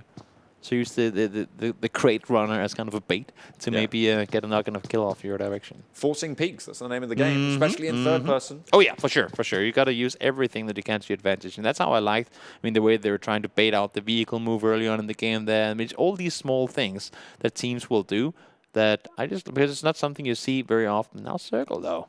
That's something you see too often. Hardships coming in, this one being a southern one. KUMA, they had all the room in the world this time around, though. They have a tough rotation to make. But it is over towards that south, as you say. So those teams on that southwest that we talked about before having a tough time are going to have that a little bit alleviated. Yeah, they can chill around for a little while longer at least. You see White here trying to look on forward. Does have a beast of a weapon in his hands. Yeah, it's the SLR, I believe. I think it's an AWM. Was it? Oh, maybe with an extended mag. Oh, I didn't clock it. Very, very dangerous weapon, especially if you put it in the hands of a guy with good bolt action sniper mechanics. Of course, that's required. You only have 20 bullets to use. I'm the kind of guy that when I play with the AWM, I have it for so long and then I don't use all the bullets before I die. It's like stacking up your health potions, right? When you're playing RPGs or like, exactly. And you end up with 50 minor potions of healing. Now, Besiktas and ROsq here, they found themselves in the same compound, 4v4 potentially. But does ROsq know that there are indeed people inside the compound? That's the question. They're running around a little carelessly. Not sure if they have the info needed. They are looking around, though. They are looking around. Yeah, I think the Besiktas certainly know what's up. Yeah, well, they heard the vehicles come in, right? So they must know. But, yeah, ROsq, they are playing a dangerous game here. Although they have made this decent compound breach to start, and they actually have the pressure. They have 2 of those buildings. Oh dear, FROMHELL, they're rolling straight in the middle of Unique. But Unique again, positioning where rotations are coming through. That's them out. They're doing it all the time. They're doing it all the time, positioning according to where the pressure points are in the next circle. And they're getting free kills from it. Unique has yet to be shot back at any of the kills they've had, other than the DMC, or the DM fight they had earlier. Other than that, DMC is that's an old hip-hop group. It's different. Yeah, run DMC. Woohoo, gotta love it. Big up to my boys. Shout out to Team Queso going down. They're not going to be pretty happy with that one. No fondue tonight. But it's the Golden Esports boys facing off against the Epic squad. A fight waiting to happen. Gold was sitting in the center for the longest of time. Now they're on the edge, and teams are making their way in their direction. That's so dangerous. Yeah, look at Spear, how he's sitting. He sees one, gets into first-person view, but not going to happen. Graham had him completely lined up, and out goes EpicGang. Now New Circle's about to holy cow. These hard shifts, man. Everyone's thinking, oh, it's going south. Unique is all the way down there. And I'd love to see this. Unique is getting good games despite having circles go completely again. Look at them. They're the furthest away team right now, and I'm interested in seeing how they're going to move in this one. They're the team to beat as well, it seems, at this stage. Certainly, it's only one game, well, 1.5 games in now. But they have so many strong showcases of why they're playing so well. And with only a day in between these matches, it's going to be difficult to adapt. Also going from map to map to map, we're not getting, as you said earlier, any bounce back on double maps in a row. You will have to keep the info. You have to keep your knowledge on what happened on that map and sort of bring it up tomorrow. Because I believe we only see Vikendi once, right? Do we have it twice in a day? No, not today. Yeah, exactly. No, we only have one Vikendi. Exactly. So you play Vikendi again tomorrow, and there's going to be so many games played in between here. Sure, they write down notes and they watch for the VODs after this is over. But that's a lot of knowledge you need to keep in mind for the next games. And with only 2 games being played here, everything can happen. Now, Carla does go down, also secures the finish off on towards her. I believe it must be. Carla, that's a... At least to me, that's usually a woman's name. Carla, Carl, I have Carla. no idea. I just don't. Correct me if I'm wrong, Chad. Correct me if I'm wrong. Flame him. Really, really heavy. Like, you know, in the worst way. But for any man, they're rotating in. They're taking punishment, though, actually. Oh, yeah. That's the thing. They're trying to make that vehicle rotation on through, but now they're the ones getting caught out in their vehicles, losing 2 players immediately.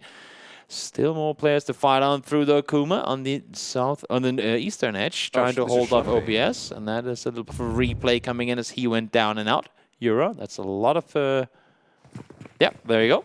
Besiktas and ROsq still in the same compound, have yet to really engage on one another. But as you can see, I think at this point, with ROsq running around this compound and not inside, look at how they're just positioned. They just took the northern compounds, and now they're trying to...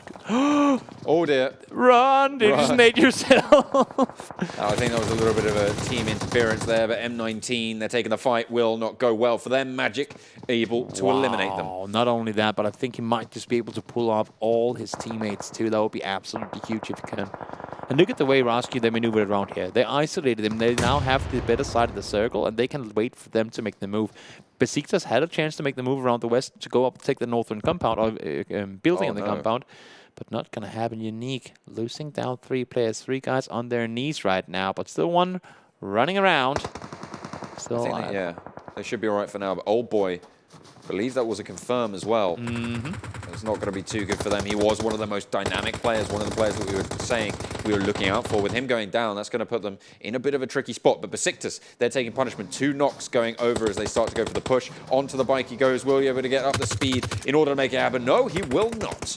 And he's shut down. This is going to be so hard for ROsq to make the run on up. They have a tough task at hand and nagging out all by himself, trying to hold off as all these teams trying to make their way in their direction. And that was it.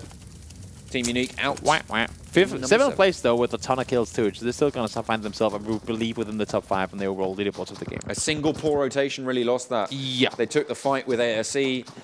And they just weren't in the spot. They were all grouped up. I believe there were at least 2 of them in the same vehicles. Yeah, they got hard shifted away from them. They had really rough rotation to make. They even did try to make, like, to get the vehicles over to get some sort of cover where there was none. So smart in that sense, but they just drove right into the jaws. I mean, of death, pretty much. Well, ASC, there are only 2 members as well, remember. So they got really lucky to get those knocks early on into the fight. Now we'll see Ultra. They come off to a rough start in game 1, but now they've still got 4 guys alive. They're sitting a pretty decent spot on the eastern side of the circle. Magic, 3 guys up as well. And ROsq, we talked about them needing a good game here. They got 4 points in game 1. Sure, they only have 4 kills so far, but they still have 4 guys alive, and we know what they're capable of doing in the end game.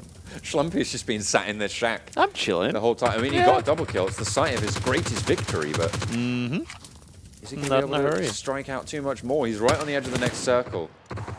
Look at these angles. These guys from Ultra trying to get really using that high ground to their advantage.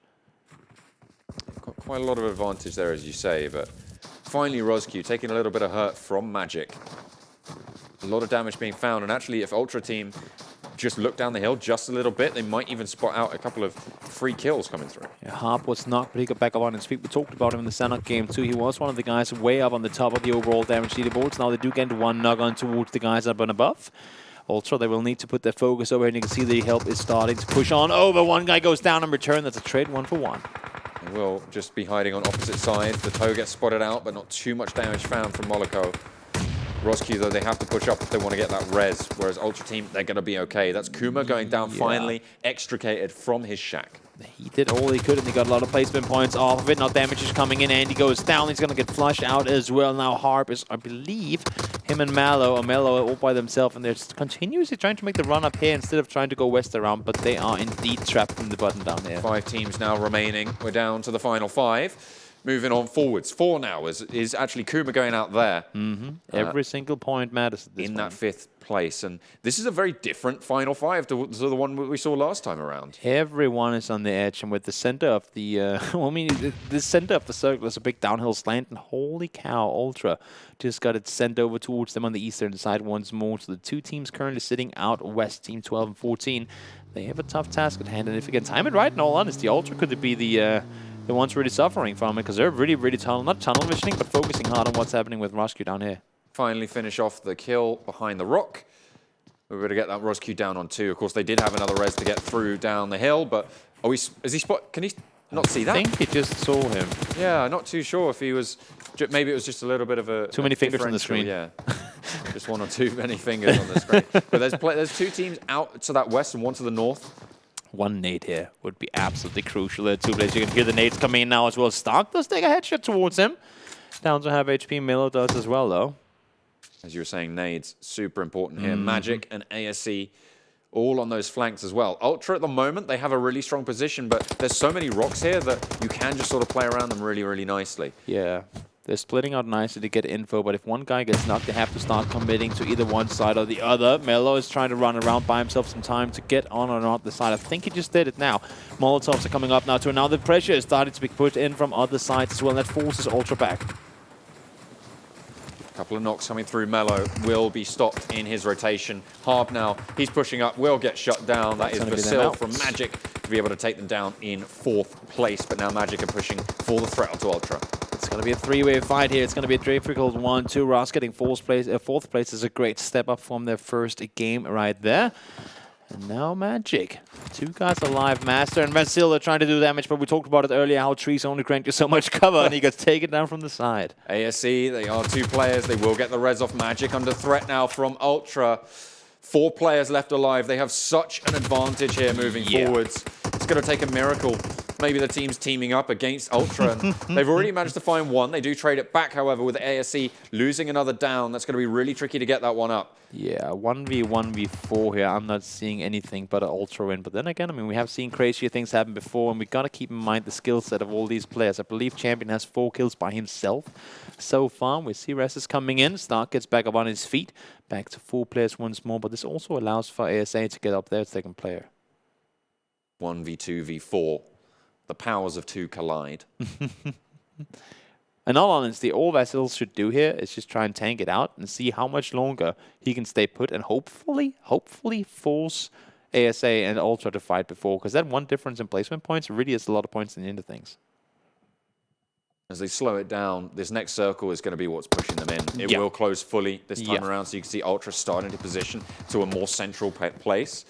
Both of these other teams, these outside teams, just do not want to be the first one to go down here. That's what they're looking for in this situation. Ooh. If Magic go out, if they lose that player, ASE, I'm expecting to see this push. So now they're down to 2. They can start to go for it. They have the res. They might just try and look for the push, but you can see, he's given up. He knows what's up, goes for the knock, but it's not going to be enough. And that is ASE going down in second. The clinch comes through, and it's Ultra to take the lead. Great game for them. Moloko, 6 kills in this one as well. Ultra just played it really well. Unique, they did extremely well in this game too. They got a little bit earlier, but for ROsq as well, really good game for them. They got 4 points in game 1, and this time around, they themselves, sure, it's only 4 kills, but they got a 4th place off of it as well. Really good performance to kind of bounce back from that first game. Absolutely. The thing is, these teams, they need to be put, what the averages they're looking for are probably going to be around that 20, over 20, certainly. Probably more up towards the 23 points per game. In this final, because if you want to be in those top 3 spots, you need to be a top 3 performing team. That's going to be interesting. And that's kind of the averages that we're seeing across the board from multiple different regions to try and get to that top 3 spot. And that's difficult. That's a lot of points.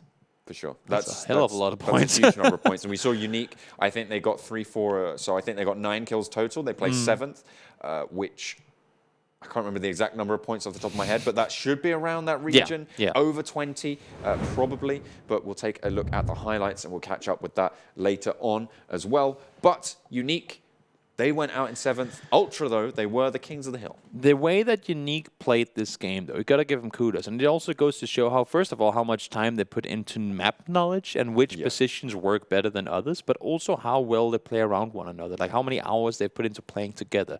The way that they position, the way that they go for control on a single split instead of having 4 guys sit on top of each other, it's just so amazing to see. It seems like they never really doubt the reliability of their teammates. They know if you're set to hold this angle, you're going to hold this angle until you tell me that you're not doing it anymore. It's not just one of those, oops, I kind of forgot about this, sorry. They're just playing it well every single time. When they do the rotations, where they go, how they play it, it's just really, really good to see. But Ultra, for sure, the win. They split out as well, took the control. They knew where to micromanage their troops, like knew where the pressure was coming from. Again, really, really good to see. They had a good zone. They had the circle.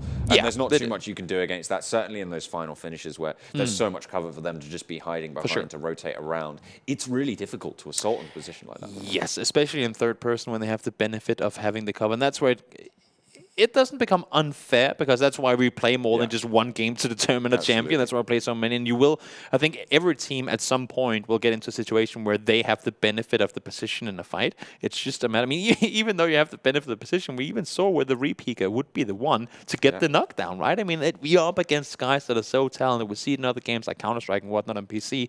If you have the first shot on the guy and you miss, believe me, that guy will turn around and take you out before you get the second shot fired. So you really got to make the most of it, even especially with an advantage. It's those fine little details that really start to matter when we get to the late stages of a tournament like this, because it's where people will be able to punish you for making those mistakes very, very easily. But something that we have seen is a very passive style of play coming out from Europe so far. They haven't been willing to, put it all on the line. I mean, Unique, they were probably the only team pretty uniquely, ironically, to come through and be able to put up a performance like that, to be dynamic, to be aggressive.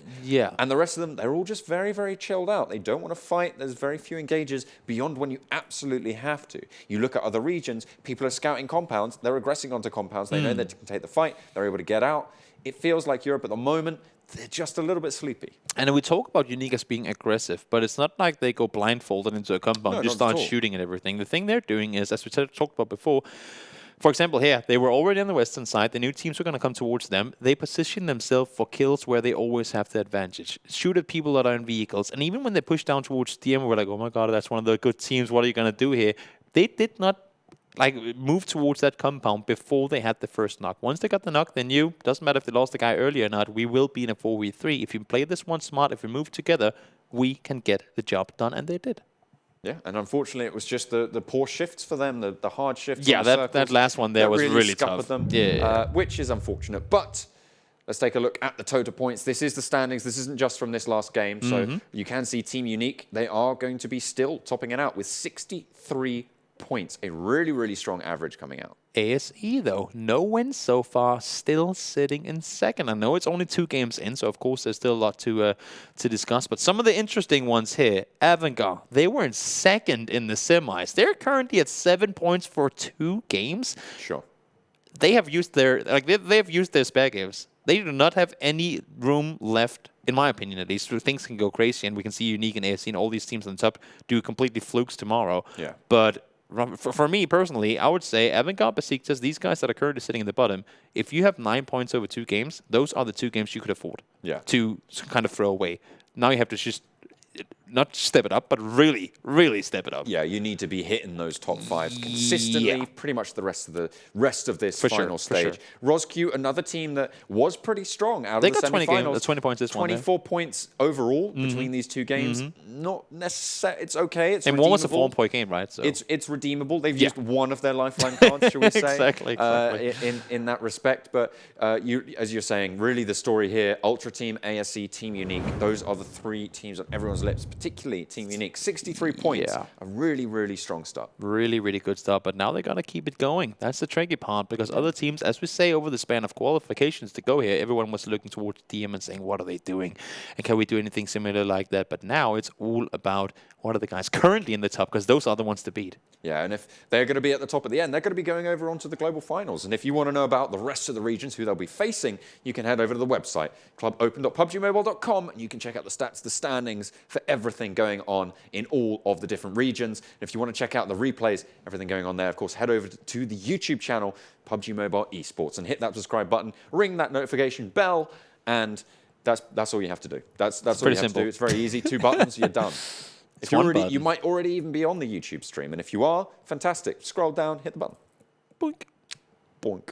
I don't think it actually makes that sound, but it could be pretty cool if it did. Could do. Maybe you made that trademark, sound. Trademark, maybe by someone the way. clicked it and you made that sound exactly the same time. I will be like a follower sound on someone's Twitch stream now. Yeah, exactly.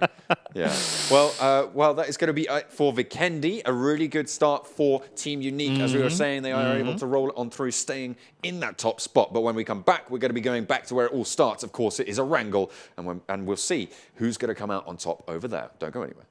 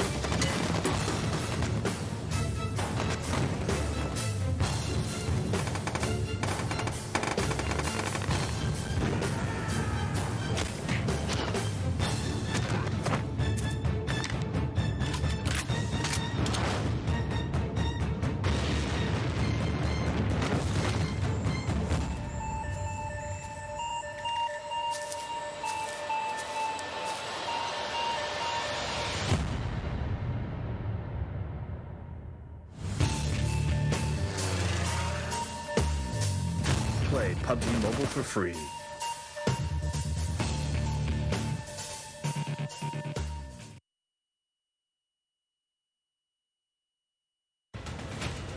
Zombie, Darkest Night, the newest mode in the zombie universe, is here. This time, the rules are different. No more parachuting, as players will be placed at random locations on the map when the match begins, and there is no single winner. Players must work with their teammates to spend one long night in the match and stay alive until the sun comes up. Waves and waves of zombies will spawn during each of the 3 foggy periods at night, and supplies should only be scavenged when the fog fades. The main objective is not to defeat other players, though this doesn't mean they are harmless. Players may need to work with other teams when necessary, but should also watch their backs in case the Fragile Alliance goes south. This will be a unique experience for every player involved. This new mode also comes with a passive skill for every player. Understanding these skills will be the key to staying alive in this long night. Can you ride out the night?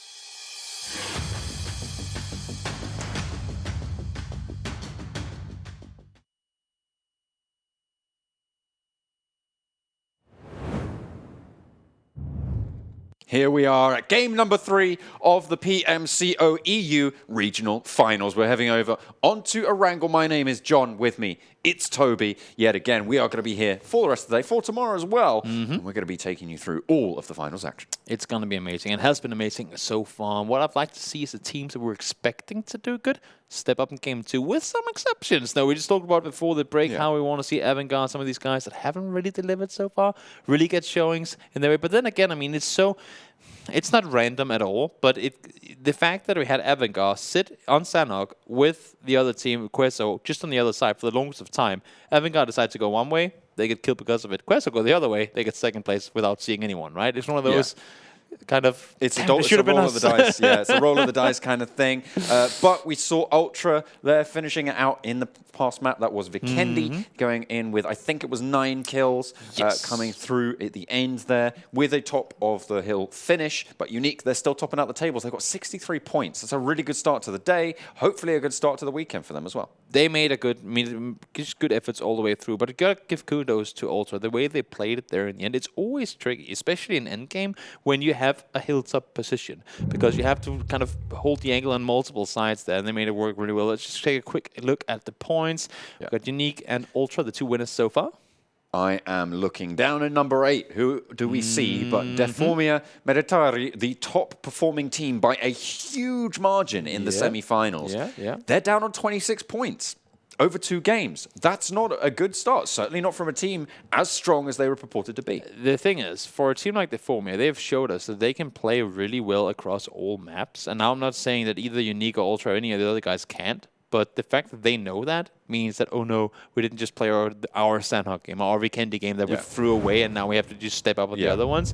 They know 2 out of 8. It doesn't matter what map we're on. We can show on all of them what caliber we are, and I believe that they still have easily a good chance to do so. Yeah, so over onto Erangel next. But if you want to check out all the stats from the previous games, from the previous weeks, all the other regions as well, head over to the website. It's clubopen.pubgmobile.com, and you can check it all out there. And if you want to watch the replays, you know, get some research done, get a little bit of insight on board, you can head over to the YouTube channel. If you're there already, just scroll down, hit that subscribe button. That's PUBG Mobile Esports, and you can check it out there. Hit that bell and be part of the notification squad. Is that what it's called? I think so. I think that's what cool. the YouTubers call it nowadays, the notification squad. Yeah. It sounds cool. I don't know how good it is. It has a good ring to it. Yeah. Just like the bell. Oh, very good. Yeah, wait, that's stuff. I like doing those jokes when I'm not on camera, because my facial reactions are normally even worse than my jokes, and that says a lot, so yeah.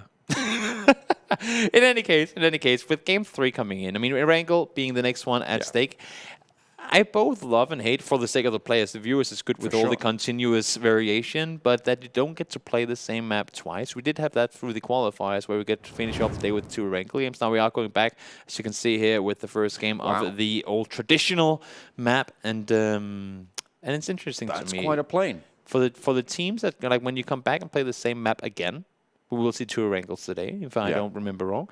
And for the teams to get to play the same map twice, that's really, really important in how, like, info that you could have taken from that previous match. But this one, horrible plane, to be quite honest. There's a lot of areas they can't really parachute to. We're talking George Pole, huge area.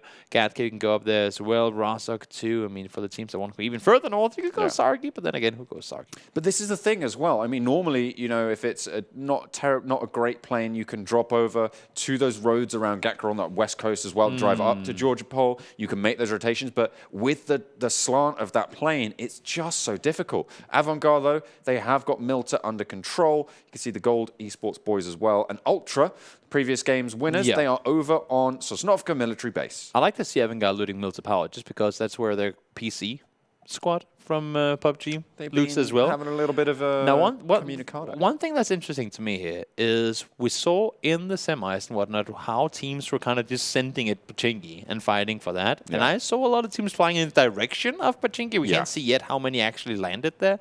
But it seems to me that more than one team has indeed gone there, and they have both Hell and M19. They're trying to claim what's theirs, and there are other teams in this one as well. 4 teams landing in the vicinity. That's not the best start. Why is everyone fighting for Pachinki? That's the question.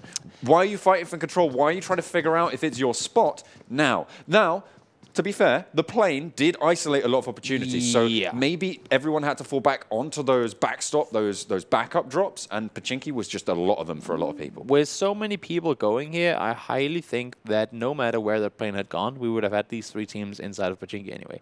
And to me, in a tournament with so few games to play, we're talking 10 matches here, Yeah. the reward you're getting as opposed to the risk you're putting yourself at is just, I'm just not seeing it being worth it. I mean, honestly, sure you can get a kill early, sure you can get this and that, but you constantly be under the threat of, oh my god, is there one more player around the corner? You can never just run around and loot, you can never rotate early.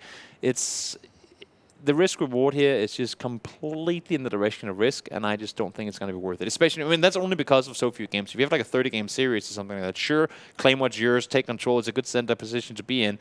But with it being Erangel, with there only being 16 teams, plenty of room for everyone to loot, go somewhere else. But then we see that on the flip side, you've got Ultra over on Military Island with completely free loot. Mm-hmm. Well, BeMyLoot taking a knock as well from Old Boy. Looks like he's just playing up on the hills around prison. Has spotted out another player as well. That's Billy just showing an ankle, showing a bit of ankle through that window. I love how his name is Old Boy. It's one of the very first YouTube tutorials I ever saw on PUBG ever. Yeah. Speaking of Old Boy, like Old Boy in PUBG at least, a game Yeah. that's only 2 years old, was one where it said, land in that compound northeast of prison, and then go up to the hills around prison and shoot people inside prison. That's exactly what he just did. It's There kind you of a go. little expression saying he must have seen that video too, way back when. Has to have done. I mean, that's the only explanation for what him he's to doing. be Old Boy, right? I mean, that's, yeah, Absolutely. makes sense, makes sense. But we are going to go a little bit rogue, or Rocky. Rogy. I was Now reading spraying Rogue down. as well. This is a nice use of terrain there.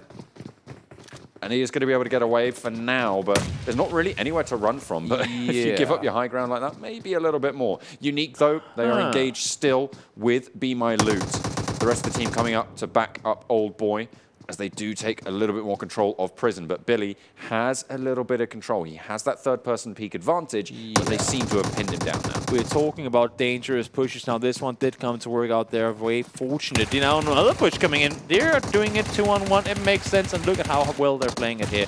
Love to see it. The other one, as soon as you involve stairs in an engagement, for me, it's automatically a no-go. Oh, that's a shotgun. I love that. That sound is so visceral. It's just like, it's so final. No, but as soon as you involve stairs in an engagement, whether it's pushing up or down the stairs, for me, it's always one of those, is it really worth it? Because if the first guy gets knocked on the stairs, he blocks your entire path up the stairs, stops the momentum if you're multiple players too. And if that guy, I mean, on the other side of things is sitting there spraying already, he's just going to hold that finger on the phone and say, I'm just going to keep shooting until I'm out of bullets, and odds I'll get down the second player too. So dangerous push. Fortunately, they did make it work, but that's a really, really, really tricky situation to be in there. BeMyLoot not quite able to connect any shots onto the rotation from Besiktas. Yeah. Not yet, anyway. There is another vehicle just moving on through. You can see Leron just trying to get through there. Will be able to do so pretty much unscathed, and the rotation goes unmolested. Info came across that there were indeed people in that compound, so he took the big swing around and drove safely on over to the other side. Smart rotations coming in there, and it is, of course, to be expected from teams currently sitting in the semifinals. But we are already at match 3. That's the thing, yeah. I mean, normally it's just, oh, it's day 1, we'll see you guys in 2 weeks and for multiple games. Yeah. There's just 2 days of games. Exactly. And it can be so much more snowbally as well, because normally you have a week in between some of your games. You know, you can reset, you can get on board for that next section. Get info on the team. Get info, get revision. The thing is, these teams are going to be finishing quite late. They're going to have to get up, they're going to have to practice, and they're going to spend all day tomorrow figuring out what they need to do, what they need to change, what they need to do better. But it's just so close. They don't have that same time frame. And for the teams that are making it to the late game, I mean, sure, you're surviving and you're winning and whatnot, but you will have approximately the time that you win the game, take one sip of something, then you have to be in the next lobby, and boom, then you're playing again. You don't have a whole lot of time to sit and watch the thing. Sure, it's never better to die early because, well, obviously that means you get less points. But you just, I mean, nobody really has the amount of time that you really want to read through things. Even more so with us swapping maps all the time. Here comes the crash, though. It is the Golden Esports Boys. The Golden Boys Esports, sorry. Crashing over onto the EpicGang. As they are in just a little bit north of Pachinki at this stage.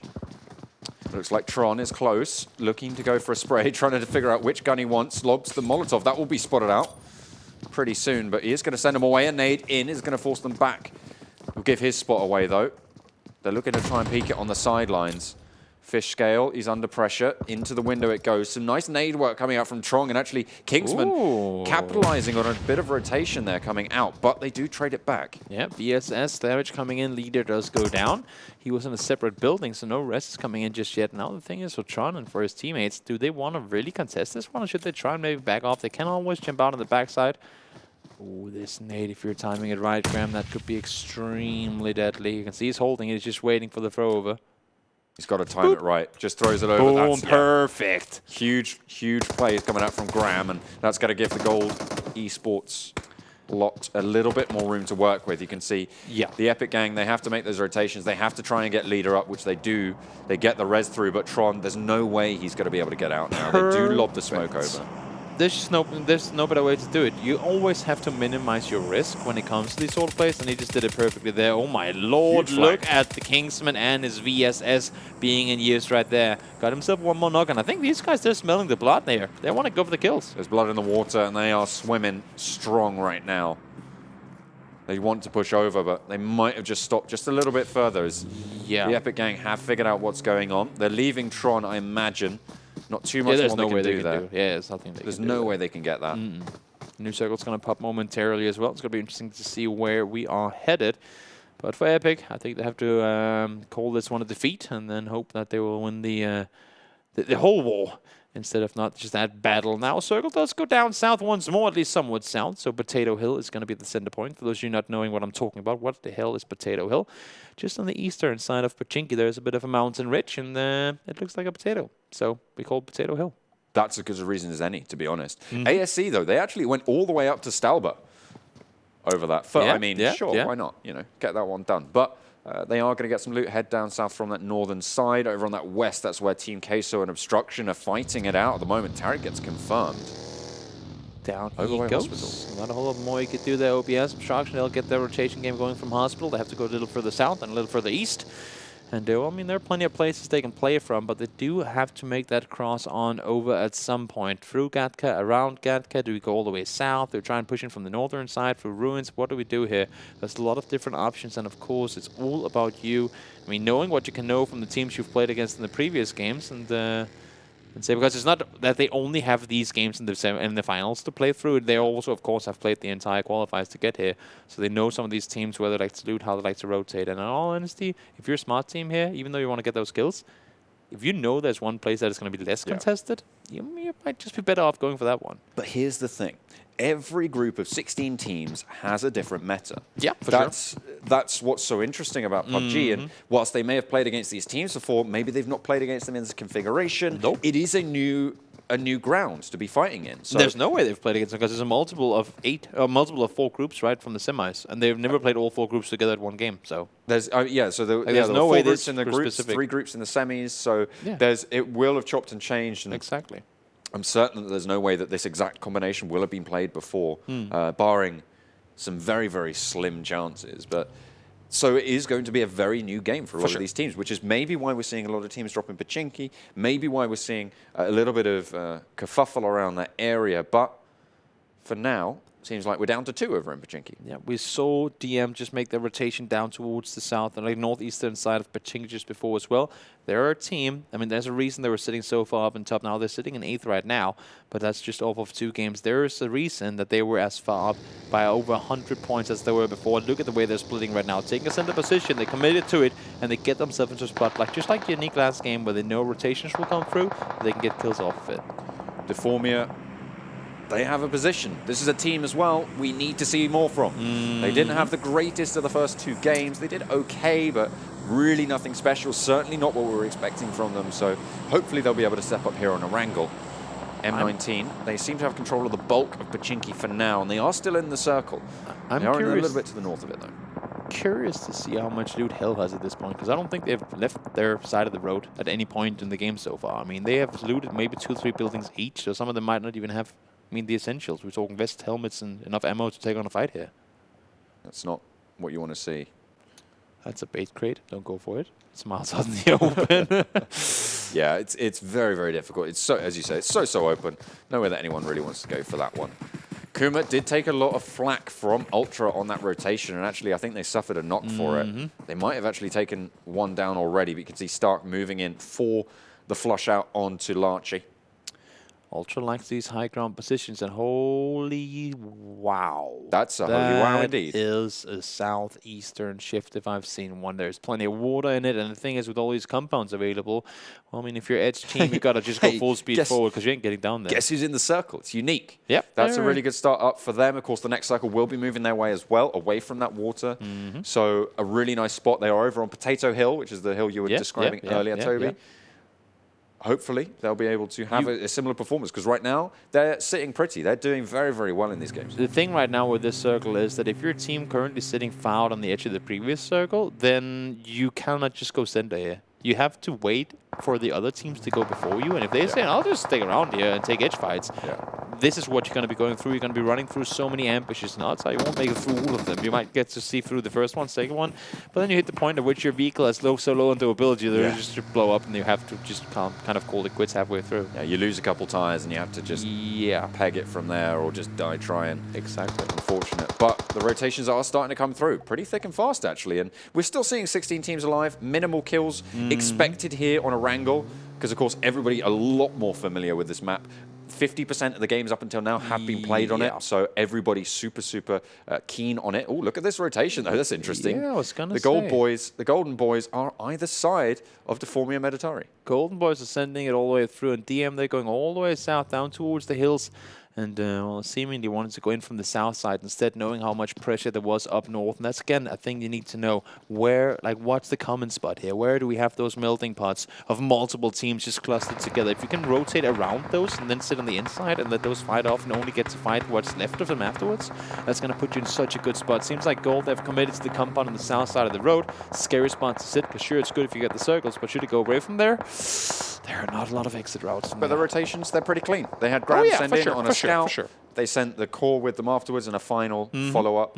Very, very strong. That's exactly what you want to be doing. Great rotation coming in. Got all the info they needed, and they did it without taking any casualties. Now, Hell, though, they're going to be under fire as soon as they get into that vehicle. They got 3 guys in it, and oh my lord, they're still all alive. But for how much longer? How on earth did they all get away with that? They're not out of the woods just yet, though, but they made their way to those buildings, and they have some cover. That's really all that matters there, because they will be able to get those reses off. Yeah, we saw Foxy just go down, but as you said, they might just be in a position where they can get those reses back on up. ROsq now taking on a fight with the remaining KUMA players.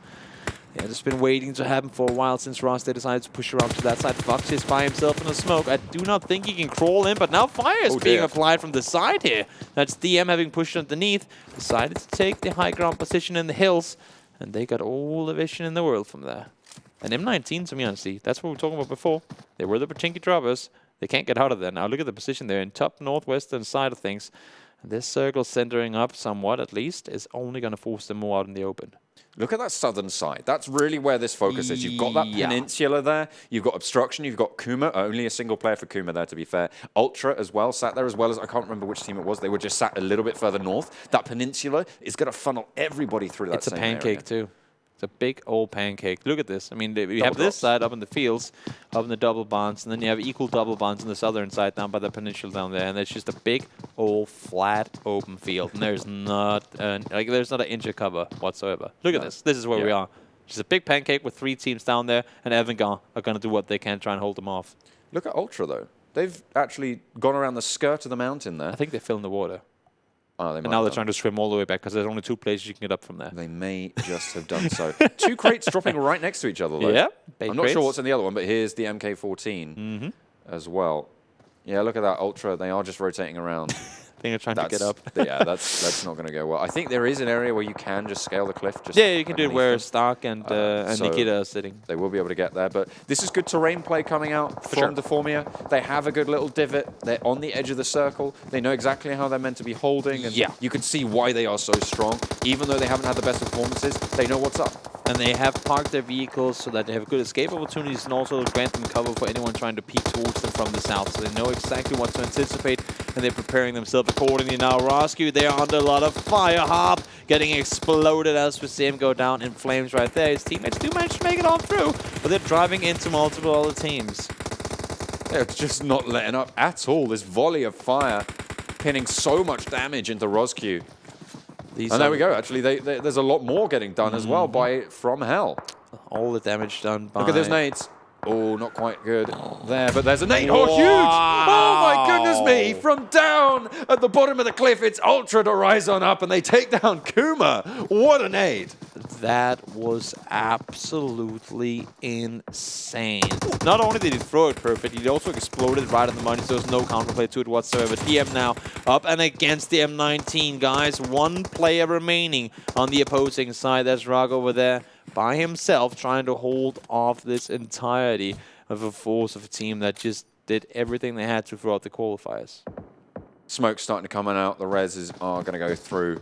Again, we see Old Boy popping up with a kill streak. That's 3 for him. Every on game. Team Unique.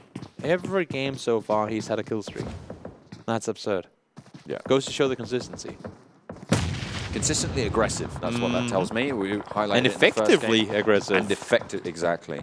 M19, though, they're still struggling. 2 players downed, and they haven't managed to get through. Of course, only 3 players there for their team, and DM have managed to get everyone up. And I think that was another team eliminated. Yet FROMHELL, they're going to go out. Hell, they had some rough rotations trying to leave Bachinki, and it did not work their way. Hopefully, for the next Erangel game, they'll opt to go elsewhere. At least I'd hope they will. I tell you what, I'm still reeling from that nade from Ultra. That was insane. That was... That's a Toby, you know? Was it? It was a Toby. Oh, that was a Toby. Yeah, that's what you were saying. Yeah. Toby nade. Yeah. That was, I only take credit for the really, really good ones or the really, really bad ones. But that was just perfect, right? Like, oh, yeah, exactly. That was... That's why. Amazing. Yeah. As I was saying, I cannot get over how good that was. Look at that shift. Such huge shifts coming in time and time again. Unique. They get the favor once again. Team Queso and EpicGang right in the center. They have control of those buildings, but those hills to the left, they're really strong as well to hold. Yeah, thing being, they just got all the cover within this circle. Everything south of the road is miles out in the open. You can see it as well before. At least we're going to be fighting in the cover positions now, but where these guys in the open are going to be running through, that's what's going to be tricky. They have to make those escapes now from that southern side up towards the other side of the road, and I'm not seeing half these players even make it that far. We got 42 alive now. Let's take a look once that next circle is connected and see. I'm sitting at somewhere in between 15 and 22 players. Unfortunately for Unique, they do take a little bit of damage over on that south side of the circle. Still trying to get up those cliffs potentially. Got spotted out, but yeah. Unique, they don't want to go for these peaks, funnily enough. ROsq, oh, look at how slow he was. 1 tick left. 1 tick on that res, and they were able to get it done. But they're up nonetheless, and with 2 players. ROsq has had their 4-point game so far. They cannot risk going out early. There's still 13 teams remaining. If they can live through just this phase, that could be them potentially, honestly, getting a top 6, top 7 placement. Because you can see right now, all these people are trying to just crash in and take some sort of space where there is none. It's going to be real hard, and we still have multiple teams yet to make their journey. And Unique just sat on the northern side. They are getting rotated on by several teams, but they're all going to be fighting each other. They're going to be weak as soon as they push onto Unique. So who's going to come out on top? Is Ultra actually going down in 13th off the back of a win? That's not really what you want to see. Poor showing coming out from them, but there's still plenty more fighters in the ring. And left to go, live and kicking. Ultra are out of it. Unique over on the north side. Probably one of the main teams to look out for. You can see this insurgency coming through from DM as well on that western flank. You can see Gold trying to hold off all the people in front of him, but it's just not going to be easy. Besiktas again. You're talking about a team that I believe made it in 7th place overall in the semis. They have yet to find anything going their way throughout the first 3 games here. Did spot out a player from AVANGAR there. It's Dark Angel, but he's last left standing for the Golden Boys. Yeah, do you want to take a shot? Or do you just want to kind of try and let them focus on other things and then make that run on in once you have the chance? You do not want to attract too much attention to yourself here. Speaking of not trying to attract attention, you can see M19, their last representative, just a little bit further outside of the circle. That is Golden Boys going down in 11th. Now the rest of the team's fighting out for the southeast. It's so hard to make the run in here, especially once all these other players made it to the other side of the road. All they have to do, because you see none of them are targeting each other. They're all just saying, we will focus on each other once we make sure there's no one pushing us from behind. And I'm not seeing M19 getting inside this circle either. Once it connects, it's going to start doing so much more damage, and he will have to get up on his feet and start running. He needs to push in past AVANGAR, though. It's so difficult. Yeah. Zones into Team Queso's position, though. I think he does actually have the stims up. No, he's not. He goes out to the play zone in 10th. It's M19. Ooh, look at the nades coming down from Gunso here. They already have 3 kills in the team. They have a team pinned in the bottom of your circle. They know they're down their magic. They saw them on the screen before. They saw them down with the vehicles and all the smokes. And if you have a few more nades to toss down that direction, that might just be you getting yourself 3 easy kills. Everyone just putting out their feelers, figuring out where they can go. These circles starting to close pretty rapidly. Look at this from ASE. They're dropping the smokes, moving forwards. They want to go towards Obstruction. 2 knocks already. A nice pickup, and actually Obstruction taking a lot of punishment from all angles. Look at the flanks coming out, the smokes, the distraction play. ASE, you can see why they're sat in that top 3. They're doing everything they can to make their way inside the circle, using the utility to their advantage. Nate coming in, and that's almost going to get that one. I believe Jay did manage to get knocked from it. Also, with the shots coming in from the side there, but OBS, they're under so much pressure. But then again, I mean, they are in a better spot than ASE, at least circle-wise. OBS off of that, though, do get... No, that's a kill streak. I thought they were eliminated. Yeah, they're taken down. Intense position. Hang on a minute. No, they're not. It was a kill streak. It was a kill streak. Oh, we got debated by the screen. I got really debated. Yeah. I really did. But they're still live and kicking, as we say. One of the ASE players did get eliminated during that fight, and actually it's the EpicGang to take fights as well. Everybody condensing. This 6th zone looking pretty deadly right now, but Team Queso, they're looking pretty, sitting just inside the Mini 14, able to finish off another kill.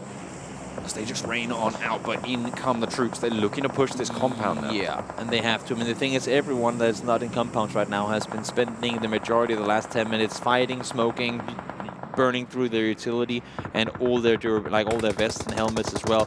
And for these guys that have just been waiting in compounds, they have everything in their advantage. Now they do need to, of course, land the shots needed. Yeah, that's something you do need to be hitting. Lunatic not quite able to hit it, but apparently the EpicGang just had no idea where those shots came from. They're like, where the hell did he shoot from? The thing is, he does have 3 other teams behind him, so might wanna worry a bit more about what's next to you rather than what's at the distance. Bandit get himself 3 kills here. He's always up there too, sitting tied in 3rd in the overalls and the semis with 33 kills total. Only makes sense that he's up there. ROsq, though, they had a 4-kill game to start things off with, now they go out in 8th. Lunatic still not quite able to capitalize and finish off on those shots. Unique over on that northern side. They are pretty good at the moment in terms of that terrain cover. They have DM to their south, but they have a nice easterly flank to operate around. No one really going to want to go for this. This is such a dangerous crate to go for, even if it is an M249, but they don't know that. They don't know what's up. Team Queso, though, they still have players posted up in both these buildings. I believe AVANGAR is reaching the 10-kill mark in this game already, and they still have 4 players up to go with. I mean, we're talking about them. They were sitting in 7th place in the last round there. I mean, they really needed points, and right now, fortunately, they're getting them. Spear does get knocked by the nade. No one there to finish it off just yet, so they will be able to get the res off. A very fast tick down. I wouldn't be too surprised if they get a little bit more, but look at Unique. Look at this rotation. You can see they're leaving Old Boy in the position they had before, but the push is definitely over onto these buildings. You can see the next circle, a hard shift over to the east, and again, Team Queso, they're looking strong here. I love the way that Unique is playing this one too. They're by far, to me, one of the best rotating teams. We saw them in the circle too, hard shift to the south. They were the ones with all the chances in the world to take a center position, but they knew, as you can see here, those center spots will be fought for. And they say, you know what, we'll just stay on the northern side, we'll let everyone crash underneath us, and then we'll make the push on down in the forest later on, because there's so much more room to maneuver around when you're out there in the open. If you have the skill set to fight from the open, do it, because you do not need to sit inside these compounds necessarily. DM, they need to make their way in as well. There's a lot of pressure coming on in, but this southern side, pretty much the most important at this stage. ASE actually still just sneaking around. Totoyo, the last remaining member, will get shut on down. That's Team Queso picking up another squad. ASE go down in 7th, and again, Unique, they're looking to push. Epic, they're right in their way, but how many people are grouped up? AVANGAR actually made that way all the way in. And Obstruction over on the right. Crashed the compound, the circle went down there too, so it made sense. You had to go there eventually. Don't want to get caught off in the open, and AVANGAR 4 guys up. They know for a fact that they will have the upper hand pretty much no matter what fight they take, and I like it. You see, they don't go over aggressive. They will share this compound for a while being. Of course, in the end, they will have to take the fight. But right now, no reason to start getting players, knocking loose players, and potentially getting third party from elsewhere. Old Boy makes the push. He's able to get it done as well. Able to confirm onto Spear. Team Queso not able to shut him down before he gets there. Nagy at the back. 5 kills for Old Boy once again. Able to do so much work for his team, but this is the Unique squad going for their break on in. You can see you've got Deformia Meditari the final representative up over into the north, and I think that was the last one to go down. They go down in 6th, so not the end of the world, but still not the best performance. Unique still in it. AVANGAR still in it. Team Queso, they're isolated to the top floor of this building into Phase 8. 4 alive in Unique and 4 alive in AVANGAR. We talked about big CIS representative orcs right here. Those are 2 of the biggest. Really, really, really impressive plays coming up from them in this game. So far, they've played this one very differently too. AVANGAR has been fighting all the way through on the southern side. And Unique, well, I mean, they've been fighting on the north. So it's just the beasts from CIS have been clawing on through. And they're now sitting in a 4-4. Good split here, but with, of course, multiple other players still alive, there's no guarantee that either of these 2 teams will win the game. It's a very thorny engagement here. Plenty of things you can trip yourself up on. Plenty of terrain, plenty of walls. The shots start to come through. That's Unique just dueling out with AVANGAR. A little bit of a poke. Nagy taking a lot of damage from that nade. Yeah. That's a player going down. That's Obstruction. He did get spotted out in the end. Rank 5, though, that's not bad. Not at all. Trying to hit out in the blue wasn't a whole lot more you could do there. Maybe should have counted up a little better. Ooh, you see, there's Gunso. He want to get in. He want to make his way in towards Mag and get the rest on up. But right now, I think Unique is going to try and push on this one. I would assume for them to do so. But do they know that they have an Epic player sitting right on the other side? That's the big question. He's just sat inside that shack, just biding his time. Team Queso, though, they're going to pop up. Nagy could be caught unawares, able to find some cover. They trade it back, but he's out into the blue. This is disastrous for him. Will go down. Lunatic. That was too bold, my friend. You're not going to be able to get it done, but in comes Epic. Is old boy going to check the corner? Is he going to know there's someone there? Goes for the spray, goes for the challenge, but no, he goes down. Looking for the confirm. It's Wenzy trying to get it done, but he's not going to be able to have it just yet. And Unique, they hold on for now. Circle is only going to push in further and further and further in 7 seconds time. AVANGAR went out. Get it all in. AVANGAR got eliminated off of that push, and Wency is all that's left now. 2 teams remaining. Somehow he stood strong inside the shack, but he's alone against 2. Can he do it? No, he cannot. Unique get themselves a win off of a good game on Vikendi previously, and now a solid victory with 16 kills right here. That's absolutely huge for them. A first win of the day with 14. And again, they're able to post the numbers here on Erangel. 16 kills. This is huge for them. This is a really good start. If they can roll this momentum, if they can keep it for the rest of the day, they are looking set to be one of those top 3, if not the top, because right now they are outperforming everyone. They came through the qualifiers in 5th, I believe, overall. Yep, sitting at 308. I mean, so it's not like they weren't doing good. Everything. I mean, that's a good performance off of the amount of games they played. Everyone did good. When we look through the list, AVANGAR, ROsq, Ultra Team, and Unique and M19, they all did really well. The only thing is that because DM were doing so much better, it gets completely outshined. So everyone's saying, oh, DM has to do the best of the best of the best here. Not quite the case. These guys are equally good, and that's the thing. When you only have 10 games to play, you need to be able to step up right here, right now, and do it right now. Honestly, to me, look at this nade. Unique is one of the only teams doing it. Yeah, that was from Moloko. And it bounces into their faces, too. It's... You cannot get better than that, right? Not at all. That is probably my favorite frag of the entire tournament. Yeah, that was that was holding one if I've seen one. That's I mean, you have to put respect where respect's due. Look at this, old boys. Will even pre-firing behind it all, saying that's where I would sit if I was in there, but got debated in the end. Would win the game anyway, though. Crazy games coming up from Unique so far. Absolutely. Not too sure on the decision to check behind the door, though. Because, of course, Team Queso had... but Team Queso have Overwatch on that position, right?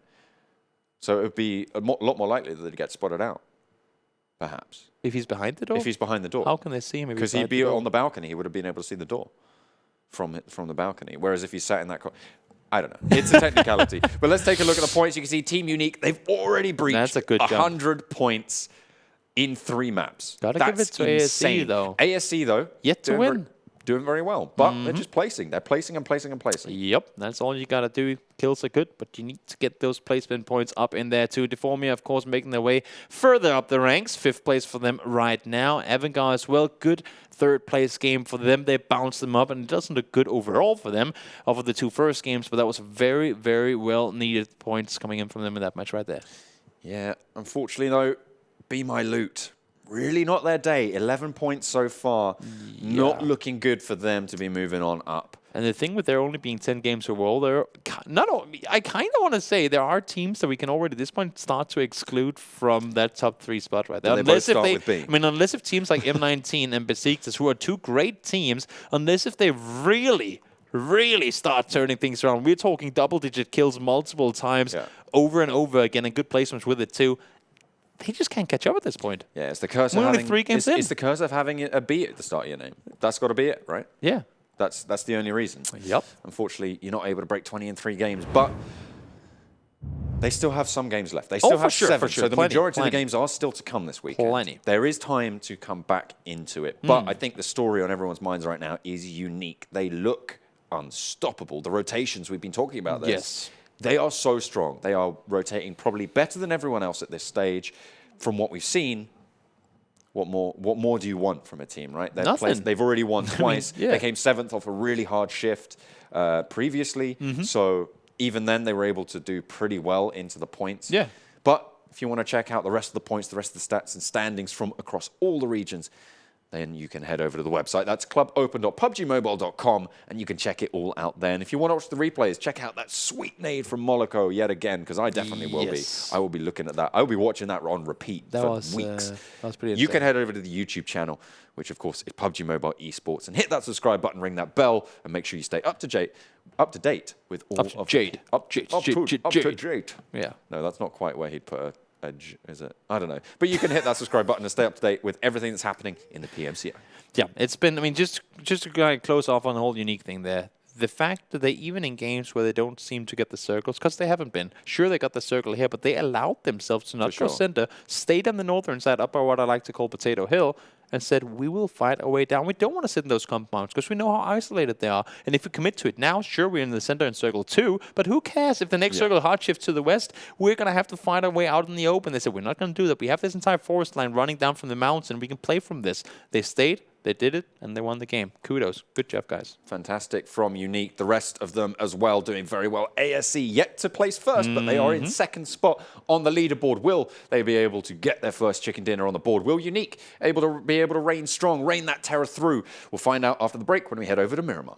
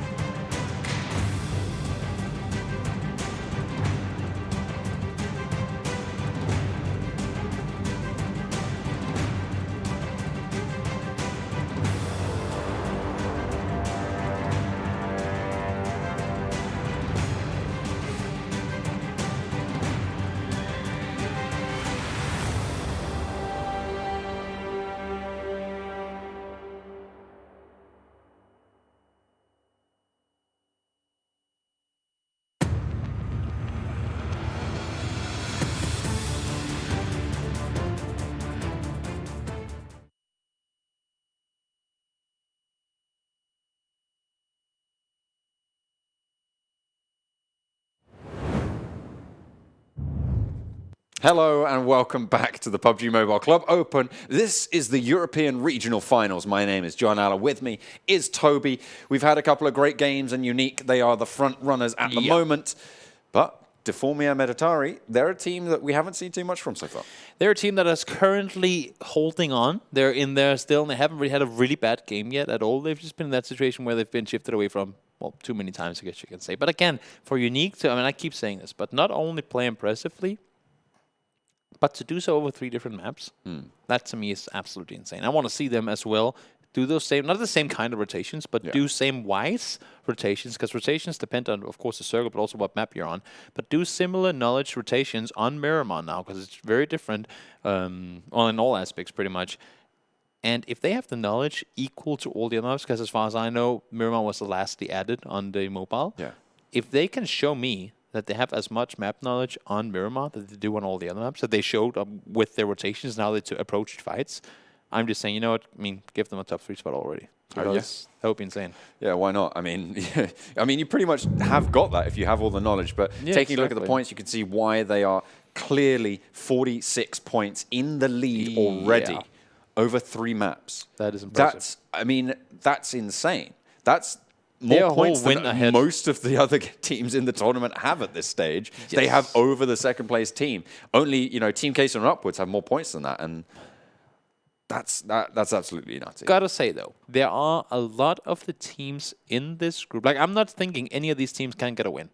That's how good these guys are, right? But I'm saying there are a lot of these teams that are equivalent to Unique in many ways that could get those 3 games back to back, boom, boom, boom. Maybe not 3 wins, but 3 really good placements right after one another, and then shoot right up there too. So Unique, they cannot just rest on their kind of rest on anything right now. They have to keep going. They have to make that buffer even bigger. So with a few really good games, they can maybe get 2 or 3 bad games in the end of things, because you never know what happens when you come down to that day tomorrow. 2 games left. Some teams might not even be able to qualify, and they just go, well, if we can't qualify, at least we can wreck Unique. You gotta be ready to have crazy things coming your way tomorrow. That's true. Yeah, you want it because the top spot is so important. Because it's just a clear qualifier. Exactly. But if you want to check out who's going to be in the top spot in this region for this weekend and for all the other regions in the other weekends to come, you can head over to the website. That's clubopen.pubgmobile.com.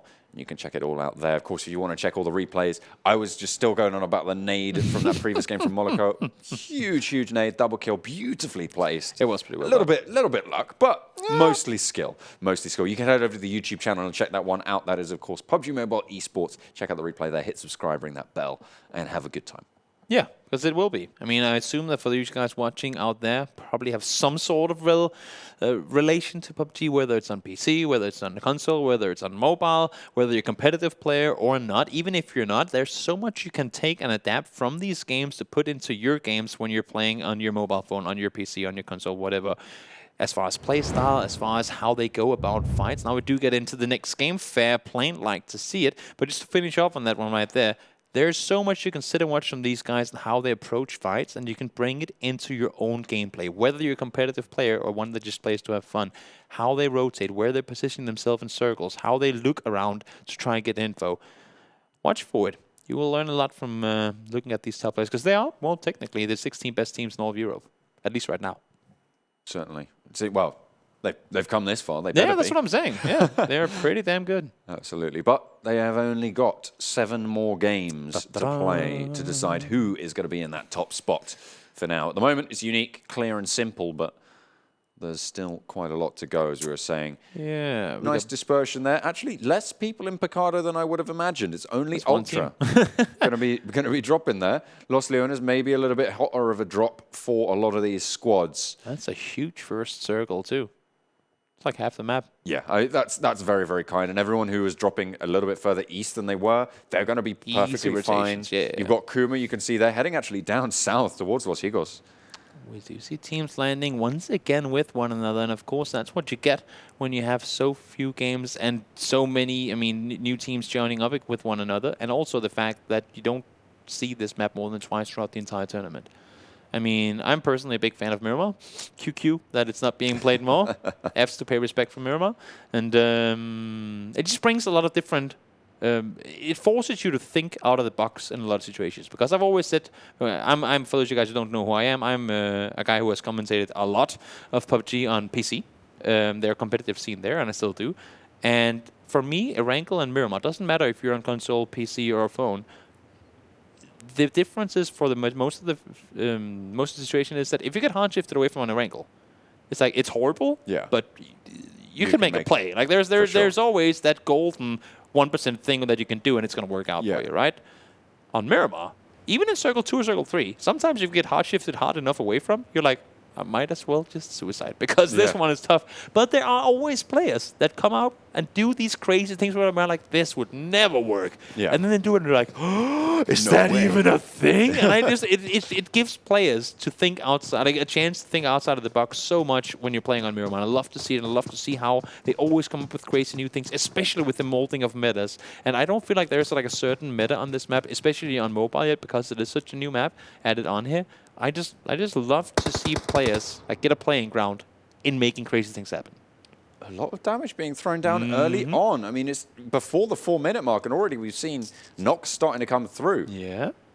Not the start that you'd imagine to come through. Graham actually nearly able to win out the fight, but where's the help? Where's the help? Not quite powerful enough to get it done. The heal will come through. Actually, AVANGAR as well, taking damage. Everybody's fighting early.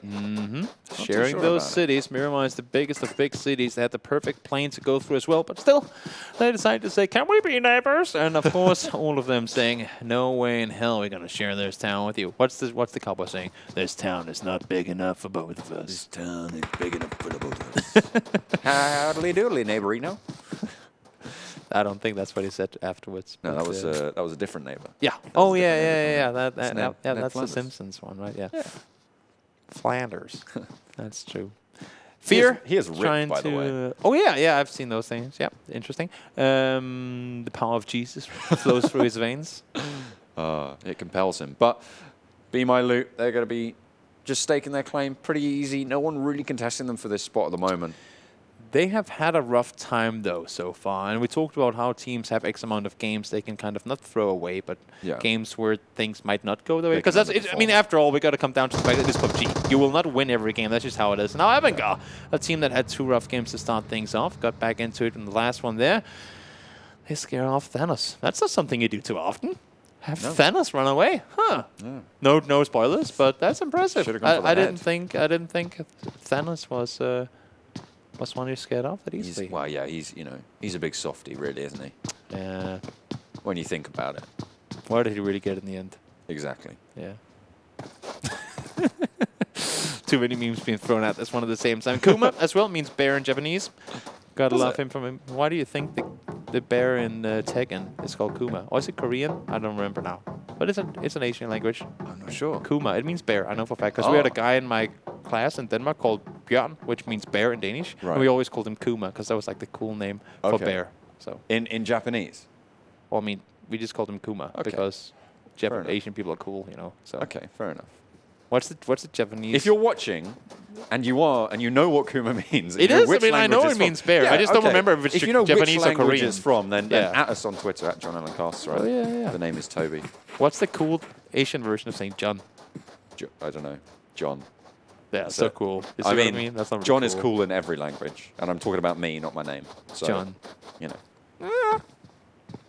That's all I'm going to say. That's all I'm going to say on that one. There's a new John Wick movie out. That should be pretty good. Haven't seen it yet. I haven't seen that either, actually. Speaking of things that are related to PUBG, of course, he can hit headshots, Mr. John Wick himself, and also can these players. We've seen it time and time again. Game. What a transition. It's the wrong game, my friend. Yeah. Coming in with John Wick into PUBG. Let's go.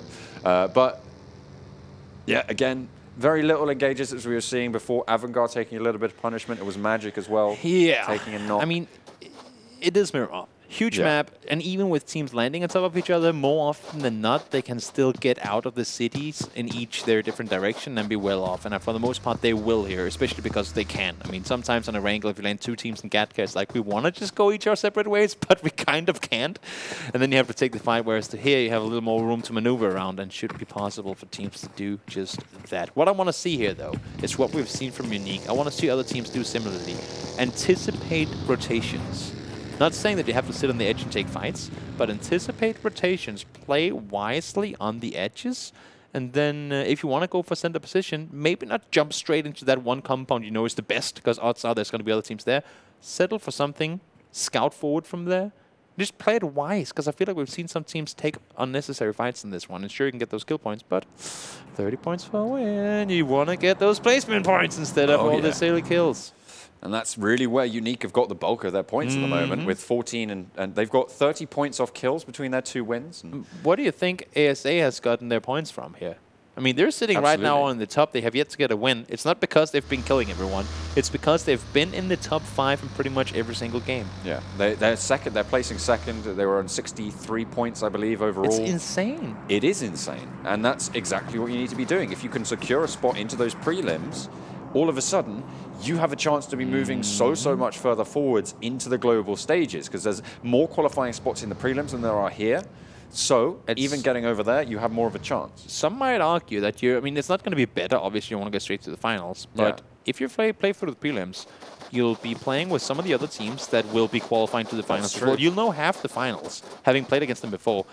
And it's going to be from other regions as well, right? So you're going to have more of a taste in what's to come, whereas the guys that are going straight to the finals, they're going to go in kind of blind and everything. But sure, they'll have watched the games, watched the other regions play, but it's different. Yeah, it really is. You're going to come in hot if you're coming through the qualifiers and you make it through there. I mean, yeah. So don't get first, just get second. Because you're playing it. I mean, I have 13,000 reasons to disagree with you on that.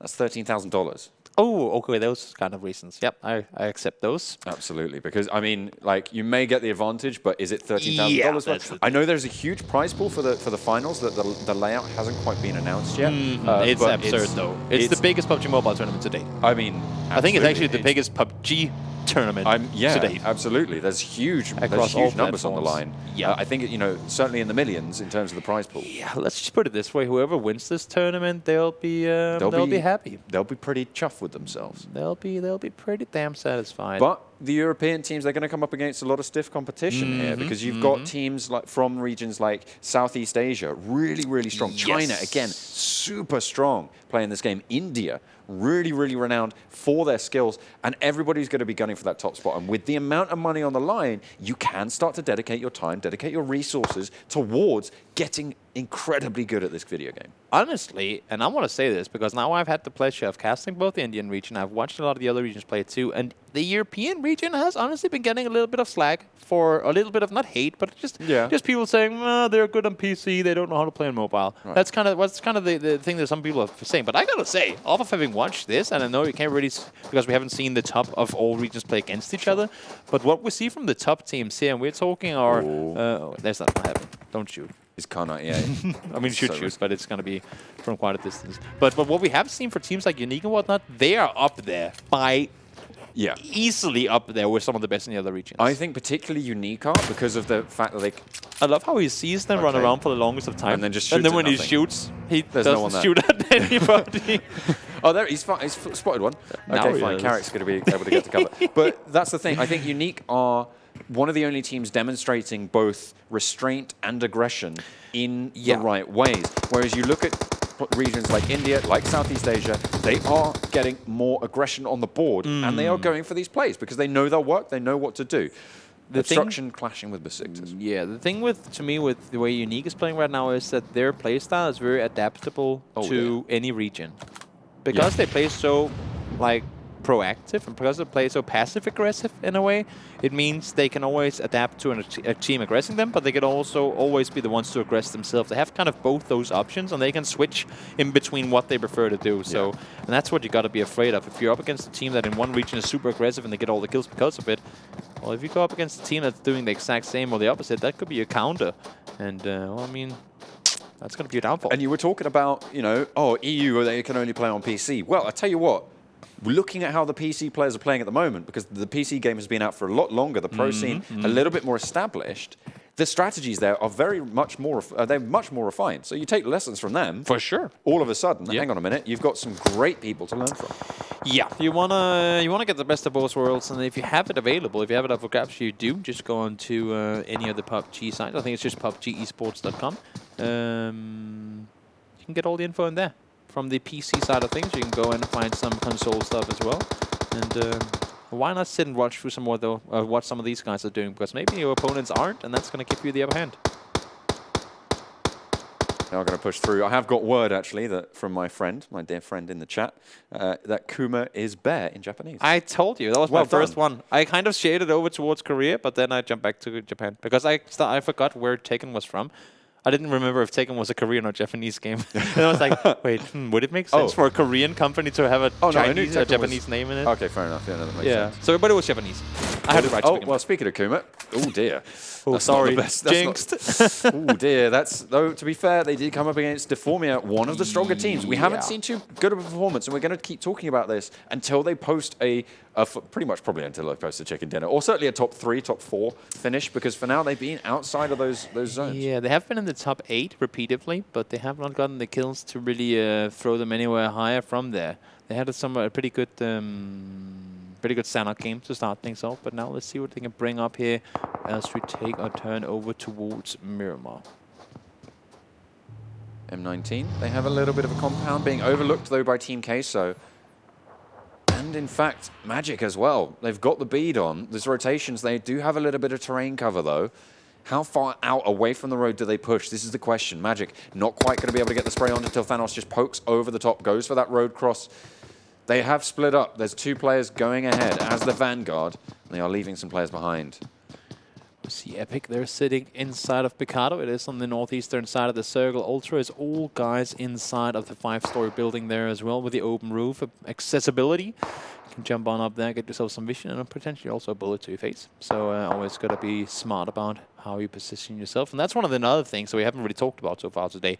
Even though you try to line yourself up to get those rotation kills, especially on Miramar with so much open ground, you can never just say, oh, there's a guy over there, I'm going to shoot him. You always have to keep in mind what happens after I start shooting. What if I don't get the knock immediately? Am I in position to take cover?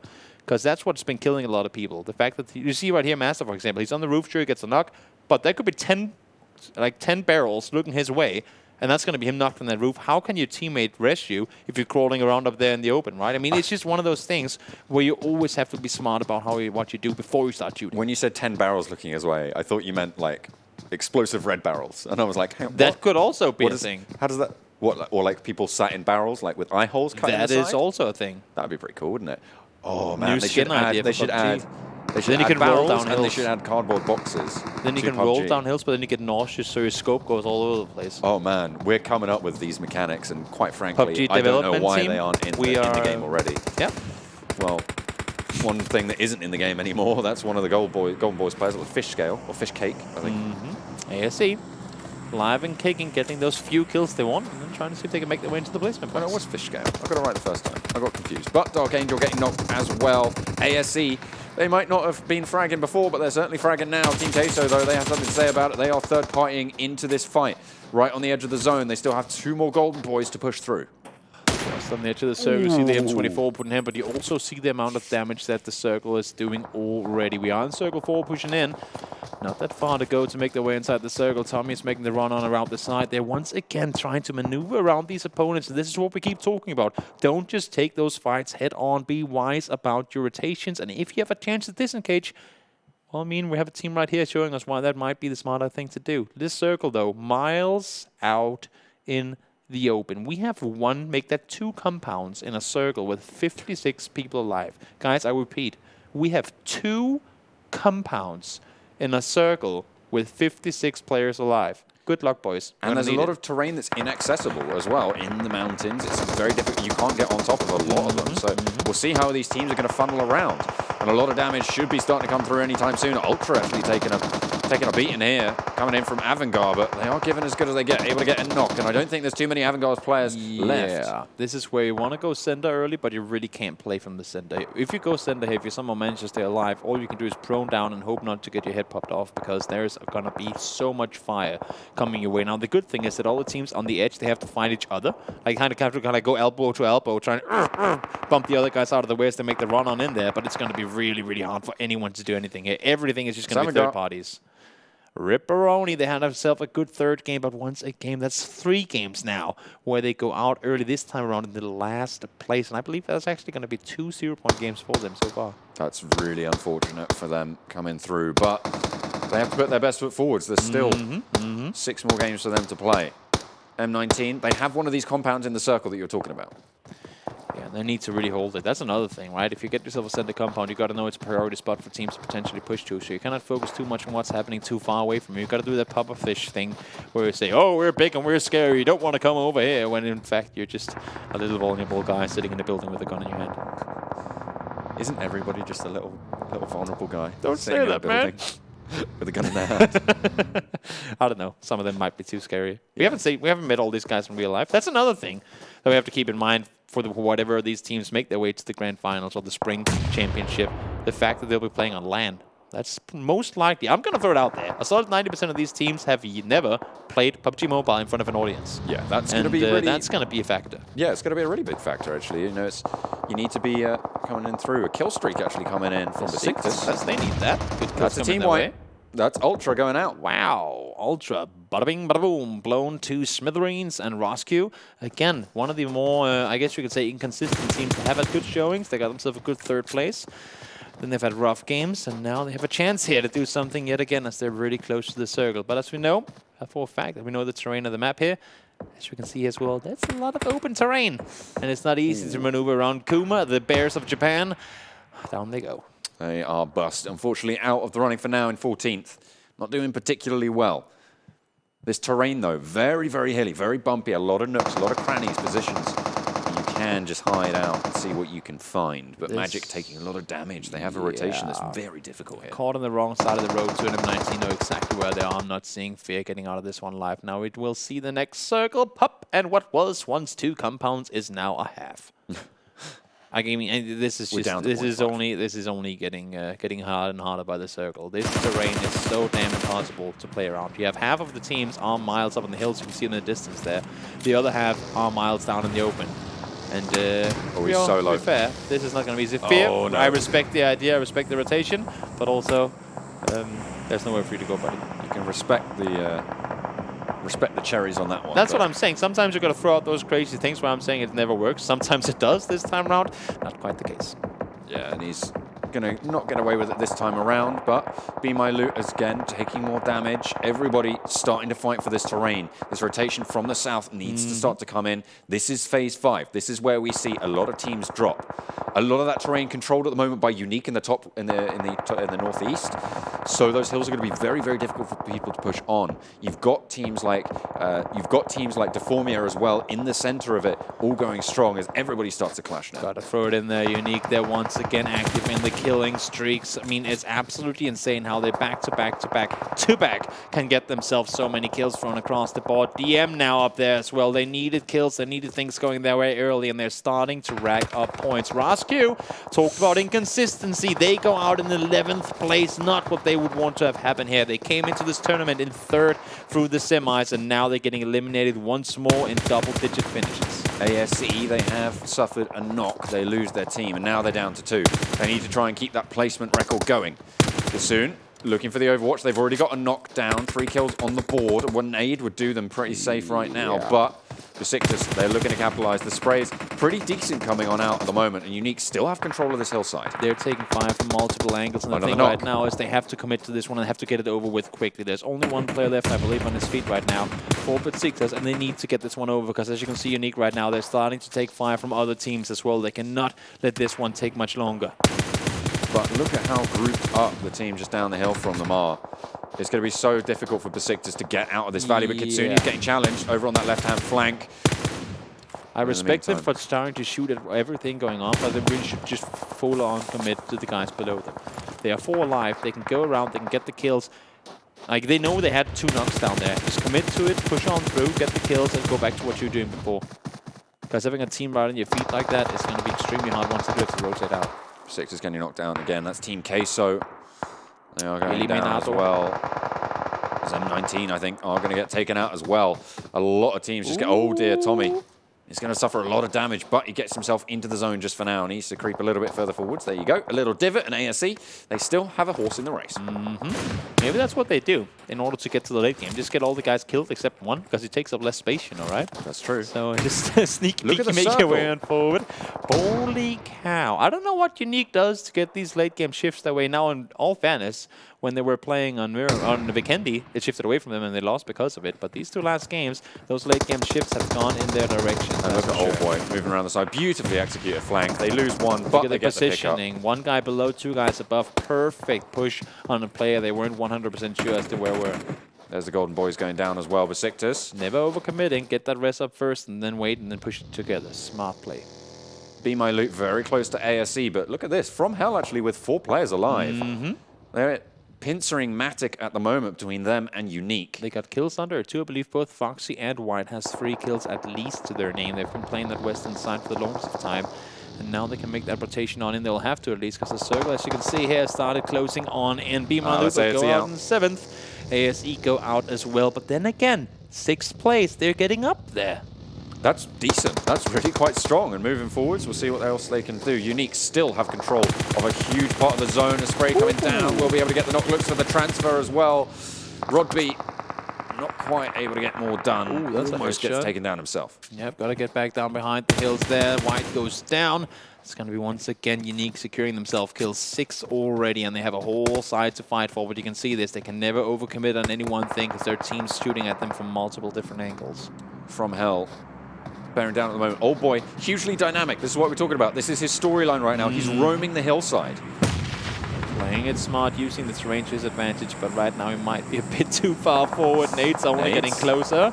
Heals up, goes into the smoke. It's a smoke. Oh, they're getting fired on for the rest of his team as well. And Old Boy pushes forwards, will get taken down. The confirm, not quite there, but Unique, they're going to have to let him lie. They're spraying down. They get the trade on to JC as well. And the rest of the team is pressured back. Obstruction not putting up much of one in the face of those bullets flying in from Unique. Yeah, it's going to be real hard. Matic is up there as well. He was the absolute kill master from his team. Out he goes to the circle, of course. Obstruction, unfortunately, gone down. A little replay coming in on your screens there. Over into Unique. That was a nice replay. I'll love to see it. Great camera work, flying around there, and we get back on screen. I thought it was great. But Matic, he's behind a tree. He's been spotted out. Besiktas, though, they're still behind. They need to be careful, but he's just going to be able to snake away. 7 kills. Yeah, he's going to go out to the blue there. 4th place, though. Yeah, not bad. Not bad at all. Deformia able to get that one done. Remember, Besiktas on the back. I don't know if they've just not figured out that they're still there, but Besiktas, this is one of the teams. They were down right at the bottom. They've already managed to get themselves 3rd. Eastern hard shift yet again. What does Unique do to get these circles? I'm not quite sure. Replay coming in once more. Boom, there we go. That's the finish up on towards Tummy. Not a whole lot more he could do there. Got caught up from the side, and that's just what it is with these situations, or these areas. I mean, when you have all these boulders, these rolls everywhere, you just cannot look at everything at the same time. And if you're 1 or 2 players alive, you do not have enough eyes in the sky to get the vision you need. They got Old Boy up as well, which means they're still force strong. They're able to make that push. This is really good. I mean, we talked about wanting to see Unique do good on Miramar as well, because that would really solidify them as, at least for today, the top of the group. And the fact that they have 2 wins, like 7th place, that could have been anything else as well, just off of 1 bad rotation, and now potentially a win again. Look at this. I mean, they're just not giving these guys a chance to even breathe. 8 kills already, and with a win potentially here, could be a double-digit once more. There would be another 40 points added to the lead they already have. That is insane.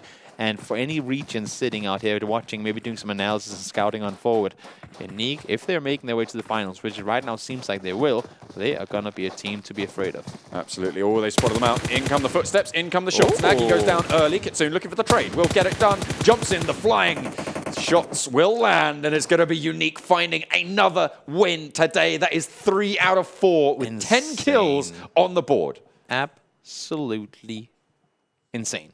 Besiktas, though, 3rd place, or 2nd place with 3 kills. Very needed performance from them. And once again, DM as well, despite not getting the wins, they got themselves 12 kills and a 4th place in this match. So really, really good results coming in from them too. That is very, very strong. But, I mean, you cannot put Unique down at the moment. It's insane. Absolutely running riot here. Yeah. So far.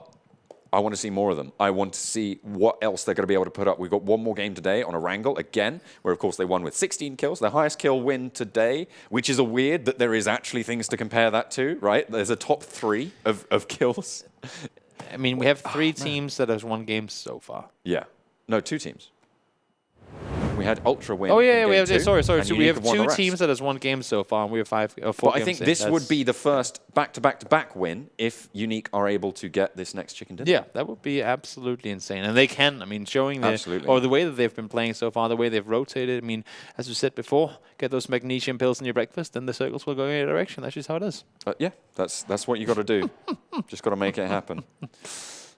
See what they can get done more though, because right now it seems like it's like the performance that Deformia were putting up before, Unique are doing right now. The thing is, the way that they're splitting out, the way they're taking control, they're not only putting themselves up in positions to get the circles. Sure, they got some hard shift in their direction, but even when they don't get the shifts, they still make those rotations into the circle. And even more so, once they do get the circle, they make damn sure that, first of all, no one's on their heels. Even when they knew that they had Besiktas down there, you could see as soon as the other guys were dead, oh, well, the last guy's down here. Yeah. They had constantly one guy kind of looking behind him saying, let's see if they're doing anything. And they knew they weren't going to because they just wanted the placements, right? Where everyone else, they just split out and take control. And we talked about it before. Look at this. They're double-digiting second place pretty much right now. That's absolutely insane. So to compare, 150 points over 4 games is pretty much one of the highest scoring days we would have seen in the other stages of this tournament so far. 149, huge, Unique almost have the same amount of points as second and third combined. Yeah. That's how far ahead they are right now. That's incredible. I mean, the differences between them, what is that? Or that's over 70. I think that's, what is it, 79? They're like 3 or 4 points off. Yeah, Yeah. a few. I think they're Insane. 75 points ahead, which is almost the same as, they're almost double ASE. That's right? what I'm saying. They're doubling the second place pretty much. That's absolutely insane. AVANGAR, though, looking at you guys, M19 as well. We're looking at the list and we're looking, I mean, just looking at the results from the semis and looking at what we have right here. I talked about it before. It's tricky. It's difficult. And one team I want to give kudos to staying up there, Deformia. They had that rough game one time, but now they're getting those placements in and they're adding kills to it as well. They seem like they're getting back in shape. Sure, Unique is ahead right now, but as I like to say in all the other sports, what one team can do in one half, you can do in the next. It's just a matter of getting up there, delivering, and I'm sure that a lot of these teams, even the ones that are seemingly out of it right now, coming into tomorrow, they will watch through the VODs, they will watch through everything. Because as we said, there's not a lot of time right now to do this between the games. What can you do? And also you're bringing in info from maps that you aren't going to be playing against. So what can you really get out of it? Because Unique hasn't done the same thing on multiple maps. They're playing differently, but they're playing what they need to on the different maps, and that's why it's working for them. They're playing adaptive. They are, as one of my favorite quotes from Bruce Lee is, be like water. Be as water. When water fills a glass, it becomes the glass. When it fills a cup, it becomes the cup. If it fills a teapot, it becomes the teapot. And that's exactly what Unique are doing right now. If it fills your shirt, you become wet. I don't think he said that one. But you can go ahead and say that one for sure. That one's a Toby Spectacular, a Toby Philosophy 101. But if you want to check out something a little bit more down to earth, some statistics, some standings, all of that, you can head over to the website, clubopen.pubgmobile.com, and you can check it there out for not just Europe, for the rest of the regions that are being broadcast as well. You can get all of that information there. And if you want to check out the replays, see just how Unique are so special today, what their performance is bringing to the table, you can head over to the YouTube channel. That's PUBG Mobile Esports. Hit that subscribe button, ring that bell, and have a great time. Yeah, it's going to be good. I'll be watching back somewhat for sure for tomorrow. Because the one thing is, we'll miss things, obviously. There's crazy chaos happening. It's always around that circle, between circle 4, circle 6, depending on how the games unfold and what map we're on. There's always chaos. And you have multiple teams fighting, you have crazy things happening. But going back and just like playing it in slow-mo for a second and saying, how exactly? Because it's chaos. It is chaos. And there are teams that go out and we say, how can you, I mean, if you can find the recipe to surpassing that chaos thing and still keeping 4 guys alive, it doesn't really matter how many kills you have coming into it, especially with this point system. If you can go through, if you can sit in circle 6 with 4 guys alive, you can have 0 kills. You have a potential of getting a 10-kill win still. That's true. That's true. I mean, and if you can get there, it's how the hell do they get there 4 games in a row? Make that 5 games in a row. Absolutely insane to me. Yeah. Well, to be fair, what's insane to me is how Unique in the finals with 16 of the best teams in Europe have managed to put up such a performance. Will they be able to continue it? We'll be heading over to a break, and when we come back, we'll have Erangel for you on the cards. Unique. Are they going to get that 3 chicken dinner back-to-back? We'll have to wait and see. Don't go anywhere.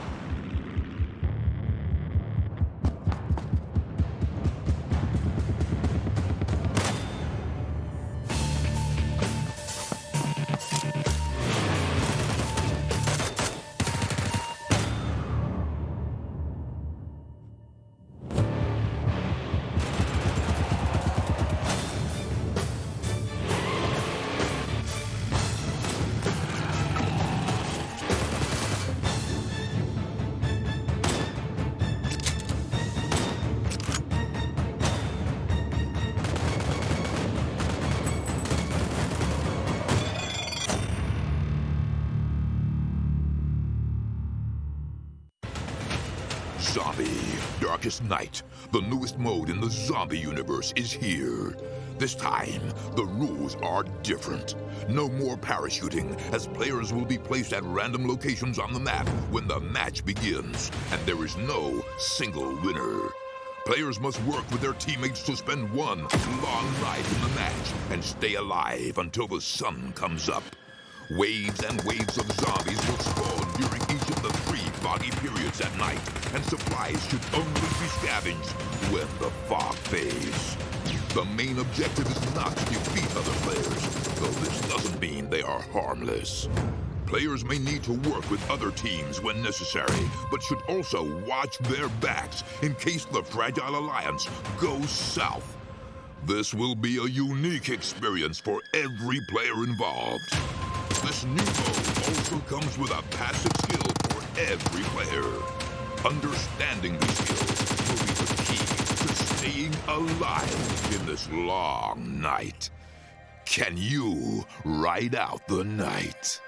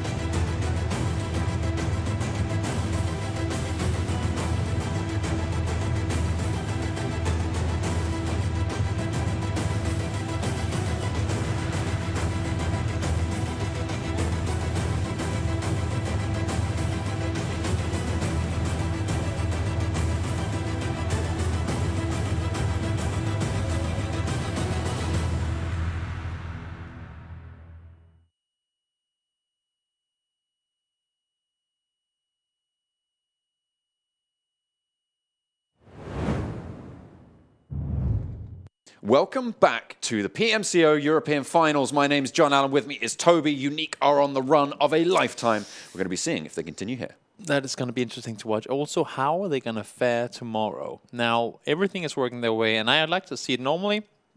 Whenever people come to me for advice, I don't know why they do that, but sometimes people do, in PUBG at least, and they say, how do we come off to a good start? Yeah. And especially when you go up against the new set of teams. How do you, because there's no way you can plan for everything that's going to happen. Yeah. First of all, the circle's going to go wherever, and especially in this case, you have 4 different maps to play on. You can never prepare for everything that's going to happen. That's just impossible. But I always say, just play confident. Don't be like, oh, we don't know what's going to happen, so we'll just do a little more passive play. Or we don't know what's going to happen, so now we feel like we have to engage in this. Just for sure. Whatever you've done to get to the point where you are now, there's a reason that you're here. I mean, there's a reason you qualified, and don't sway away or don't do anything away from what you've done so far. Play with the same confidence. Go into these matches the same way they do, and you can see in Unique, even though it's on different maps, they use the same play style. They have it very adaptive. Look at the leaderboard. I mean, there's a reason they're up there. Everyone else, I feel like, aren't really doing what they probably should be doing, which is playing their game. Well, at the moment, this is Unique's game. Everybody is playing Unique's game. And they are dancing to the beat of their drum right now. Yeah. Pretty much. I mean, there's no other way to really put it. But what we're looking at here, the leaderboard, obviously very, very important, is those top 3 spots. That's what's going to get you one step closer to those finals. And in the case of the first place team, it will get you straight there. Of course, Deformia Meditari, really, really strong, huge clearances above at the top of the board coming out of the semi-finals. They're sat in third. They're doing pretty well. ASC as well.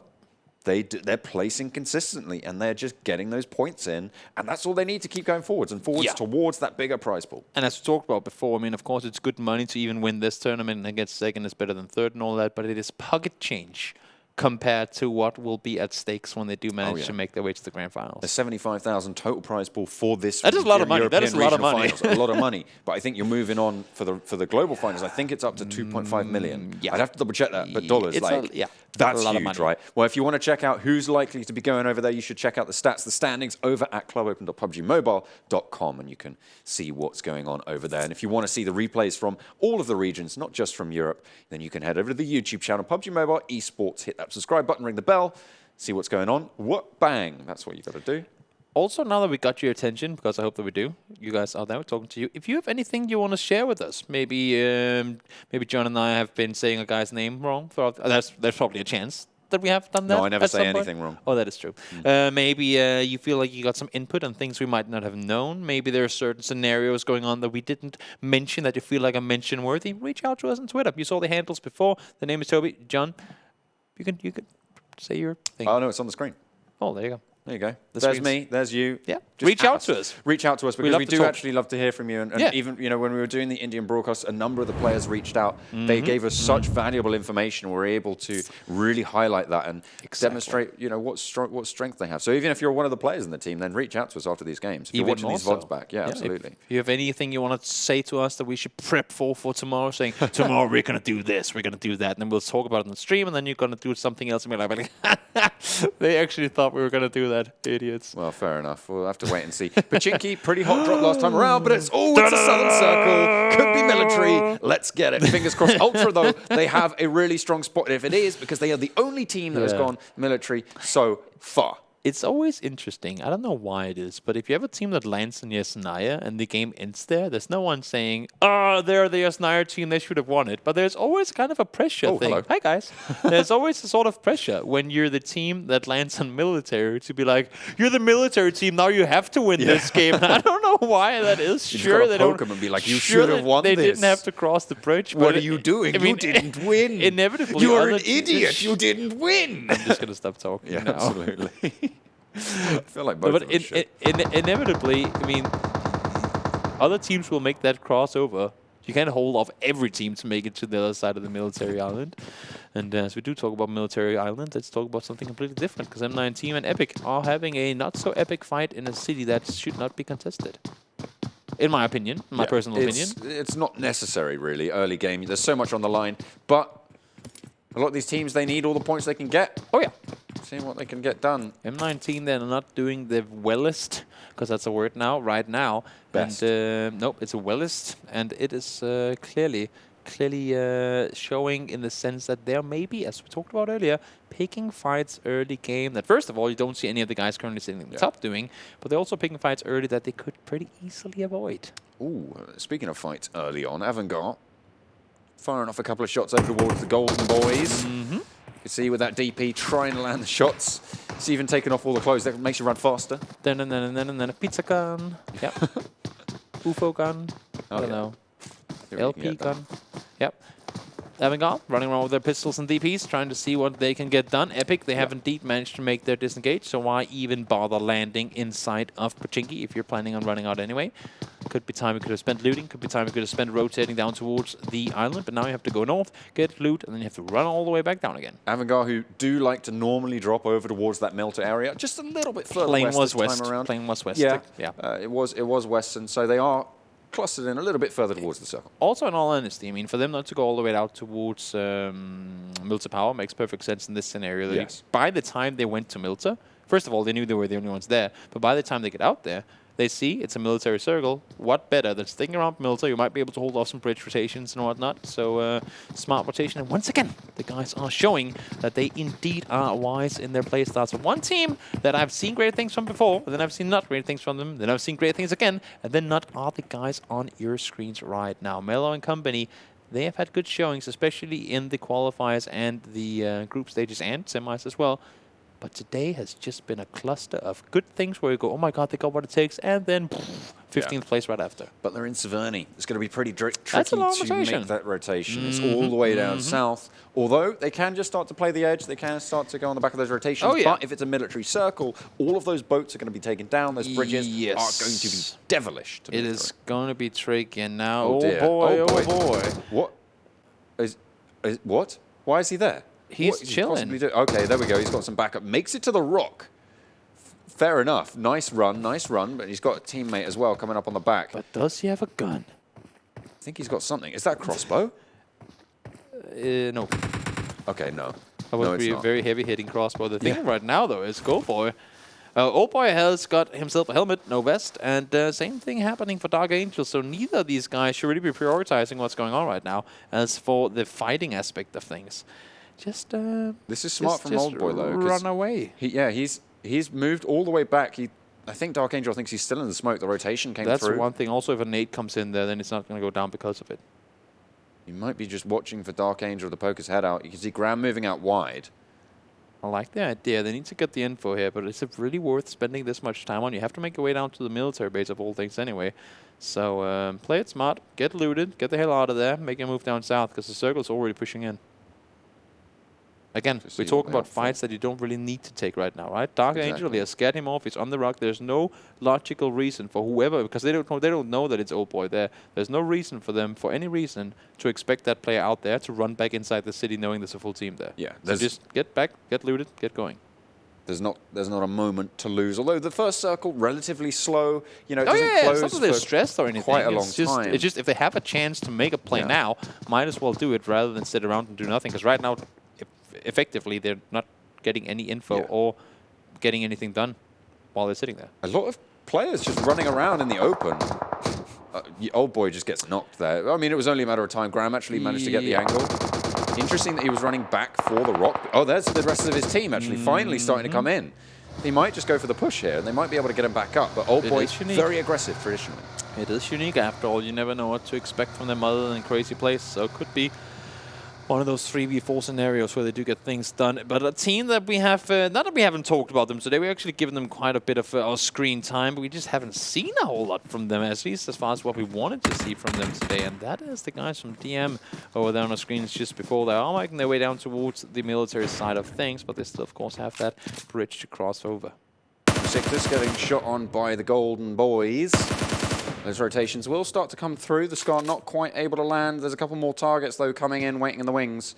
Will be through there. They get the res over onto Old Boy. Should be able to patch himself up, drop a bandage, and then get that first aid on board. Might just be able to go straight for the first aid. Of course, it is that first circle, so he's going to be able to heal up. And this is the thing. With the time that was spent fighting away at Old Boy, they haven't been able to get those vehicles on board. They haven't been able to get that loot. And in the meantime, the rest are unique. They're fully looted. Old Boy is you say that. Old Boy is going to be running into this next circle without a vest on and no meds whatsoever. That is not completely looted, in That's my true. opinion. Well, the rest of his team, though, that's what I mean. Oh yeah, they've got things going for sure. But for Old Boy's sake, if they do have to take a bridge engagement, if they have to do anything as far as fighting, honestly, they might be better off. I mean, they are in the blue now anyway. Go to just one of the small houses. You know, the loot is a little upped from what you see public games to be. So there's a chance that you get some loot in there, right? Go to somewhere where you can get yourself a vest or helmet or anything, and see if you can find something to work out your favor. Ultra, they are taking shots. They're taking damage as well. You see them on the center of your map right there. AVANGAR, they've made their way on over. We talked about them sitting in middle, so they'll get a freebie as far as rotations on over goes. So, of course, there's still a chance, John. There's still a chance. It could swing back north. KUMA as well, they made that huge rotation all the way to the south side of the island, so they have got that in control. Smart. You've also got Team Queso who are bridging that gap on the western side of the river. So, and AVANGAR, as you're saying, going straight hell for leather down that bridge. Risky play, but it's going to pay off for them. They scouted it beforehand, though, and they knew that there was no one shifting to that side early on because they saw how many teams jumped out towards the eastern side early, so they knew only one team's in the area. Smart place, smart place. Military side of things, though, it is being contested as we speak. And M19, they're finding themselves in shoreline, and holy guacamole, this one is by far the worst circle we could possibly get, because it still doesn't guarantee where we're headed, and now all the teams that were hard committing down south, well, they might be considering a second-guessing situation of themselves here. Thanos starts killing people. Not half the server, but at least people have gone down so far. Cheeky little minus snap, you know, just like, Just like oh, a little jazz snap. oh, yeah, like a little, you know, got his brushes out and started doing a little. We gotta love good old jazz snaps. Well, this looks like ROsq, one of the teams that you were talking about earlier, not really putting in great performances. Sometimes back and forth they go, and this time it's against DM. Wow. Look at those downs. Nukes staying alive out of all of it. Andy, the last left standing. They might opt to go for the push. Is that a nade? Is that smoke? I think that's a nade around the side. It's the thing that's thrown forward, and it does go kaboom, but it doesn't do any damage. Now on the backside of things, as ROsq, we talked about inconsistency, and once again, they go out in very, very rough placement. 16th place this time around for the guys that came into this finals sitting in third place. They were 1 point behind AVANGAR in second too. So Team Queso, they made the rotation over towards Military Island, and then immediately they've now just rotated back. Big question here though, do they just completely, oh my god, is this just a farm fest now? They're stacked up. They're stacked up in a vehicle. Come on, you can't be doing that. Even more so, how in the universe did 4 guys shooting at a vehicle not get a knock? Or a vehicle explosion? They actually managed to, they turned it around actually. I think Magic were able to get a knock onto Warfarin. Yeah, Magic just got one out of the vehicle, but they should be in a distance enough, like They far did enough get, out they to took get one knock vehicles just stuff. now. Yeah, so yeah, yeah. Oh, it There does we get go. the finish. I Okay. was just going to say that it should be within enough distance to get a smoke off and then go for the rest, but that didn't come into play. Now I want to know, because the guys who saw rotate back right before, oh, that's a little sneaky peeky play coming in from the grass right there. Did they just beach their boat? I don't hope they did, because we got to keep in mind there's still a chance that it shifts back to military again. So Might don't just beach your opt. boat, just park it a little out in the water. Unless if you have a car. For those of you guys who don't know, if you beach your boats, you can indeed take your cars, slam them into the boats, and bump them out into the water again. But they need a car to do that. And who has one? But Obstruction. They have got a buggy as well on their back foot, so we'll see what they're able to get done. The nade looking to go on towards. Everyone's just looking to lob those nades, and he did cook it. Nicely placed, How but in the universe? How did that? Oh, dear. Even more? What? Is the nades damage reduced? Because that went straight in through the window, and it should have just completely That fragged went him through out. the window, and the other one blew his knees off. Sure, why not? But they do lose a player in the meantime. That's the new Hurt Locker level 4 vest you can get, you know? Sure, why not? The nade literally blew next to him. Yeah, that's crazy how he didn't go down. Because he was full in cover. It was so- JC, you know. Maybe he's a little too ghetto for that. Yeah, that's Jay-Z. It's not JC. It's different. I know, but... Yeah, but... Hello, my name is John. I ruined Toby's jokes as of living. Well, I would be able to if you had any, but it's going to be JC's day getting ruined. And I thought we were friends. MG, they have made their half-committed return to the other side. Same thing going for Ultra. They're like, we want to go over to the other side, but then again, let's just sit and wait for that next circle. Because if the next one doesn't guarantee what side we're on, which it does, There we go. then they would have to pick and choose. And right now, the sad thing about this one is that, sure, there's a ton of room in the circle, but also a solid 60% of it is a huge open field. And there is not a whole lot to play from around there. Yeah, just a load of wheat. Maybe you can make some bread. I call it the but Forshack field. because there are 4 shacks on the line in there. So just 4 shack field. 4 shack field. I like it. That's a good ring to it as well, doesn't it? I like it a lot. Trademark, by the way. It's like Rorschach, but like 4 shack. I don't know what Rorschach is. It's like those patterns that psychologists used to use to like gauge your like the ink your things? mood. Yeah, like the ink. The patterns. splatters? Yeah. And there's a superhero in Watchmen called Rorschach who wears a That mask. is true. I remember that. Yeah. In any case, cool. They're going to get their rotation games going. They have been rotating for pretty much the entire game so far. They lost 2 players in doing so. And now Kingsman and Grossi are trying to find somewhere to lay low. They are coming in early, so there's a good chance that they can get themselves a good compound. But as we said before, there aren't a whole lot of them up for grabs. BeMyLoot, they're still in it. Let's go, guys. See what we can get done. Ultra, they made that rotation early. They are pushing up over towards Magic this time around. They got some vehicles to play with. And actually, AVANGAR far across the field as well. Yeah, AVANGAR, they're taking that open field position, and it's an extremely good spot to sit in when you have these field endings. But right now, because the South is still in, because Ultra can sit where they can, first of all, they're without foliage, outside of foliage rendering distance, so it's just a huge pancake for the players that are down there. Second of all, they have that high ground advantage, so them being in the fields doesn't really help them out whatsoever. AVANGAR can shoot at teams rotating by. You see it happening right now as ASA come rotating through, but they're going to be under so much pressure from other teams. And how did Grossi end up in the water? Wasn't he in the car just before? He was pushed further south. Unique were on the flank over on the right-hand side, and so he was just kept getting pushed south and south. Oh, he wasn't in that car. It was only Kingsman who was driving in it. Yeah, so he was out right next to I was them. like, that's a teleportation right there. Yeah, it's unfortunate for him, but he's going to have to make quite a long and lonely swim. Yeah, that is quite a distance. And of course, for those of you guys who don't know, once you're in the water, there is no healing available. So even more so when you're taking the blue as well, it makes it so much harder for you to survive when out there. Yeah, unless you've got those stims on board already, there's no way you're getting that health back. Exactly. Which is why it's always good advice to stim up before you go for a swim. Yeah. As I always do when I go to the beach. Yeah. Stim up.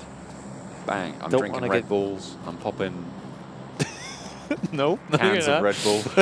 I'm popping up. I'm not. Yeah. Yep. Gonzo, he's sitting center. He has no helmet. He does have a nice hoodie though. It's not going to grant him a lot of cover though. Not at this stage. FROMHELL on that south coast, along with M19. Everyone making these weird rotations because everyone thought it was going to shift to military. Actually, there we go. He's going to be able to get away with it. He He's is got for out. now. But, oh no, he swam into the shore. He's not. He's still in the blue. I thought he was out of it. Is he going to be? I don't think he's going to be able to actually get anything done. All that effort. That's sad. And circle goes back to the water. Even more so. The main thing with this circle, as we have it up right now, the entire west side is open. Look at how many players are west as opposed to how many are east right now. Wait, hang on. Unique have split up The entire west, yep, they're pretty thinly split. completely. Right They're 2 and 2, north and south. The entire west right now is an open field, and the east side is 12 small yellow plank houses, and then you have a little hilly forest area. Why in the universe, Gonzo, do you dare to sit in the open and take a crate like that? Well, I get it. He got it, so Fair I guess play to them. I'll stand corrected. Well, that's probably one of the most scary crate pickups I've seen in a long I'd time. like to see the next circle coming in, actually. That'd be... It is on did the we eastern sit? side. It is on the Okay, north, yeah. like on the far out east. It went all the way out towards where DM were sitting. And actually more towards where Unique were playing. The thing is, as I was saying, Unique they are has to split go up. all the way over towards the lighthouse in order to actually get up to the shore. They are in the cliffs. You can probably see them in the water in just a second's time. They aren't down in the water. 2 of the players, at least. The other 2 are far up north, and the Unique players that are in the water will have to go all the way further west in order to get up from there. Team Queso lose a player. They're taking knocks as well. Disastrous for them for now, but they might just be able to pull something out. Very, very close, and EpicGang, they're defending this crate. OBS, they're in the water as well. They're trying to put down yeah. some obstructions in the water. Doing so effectively. And Unique, you see Old Boy and Yasha, they cannot get up over there. I will tell them that right now. Then they will have to use that info as they please. There's another team as well in the water. Yeah. Just around the corner, but at the moment it's just Kingsman playing close to his vehicle. Isn't going to go down just yet. Magic.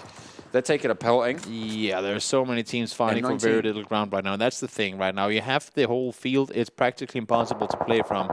And yeah, for those few people that have the good grounds, they'll just be tapping and tapping and tapping away at everyone else trying to find somewhere to lay low.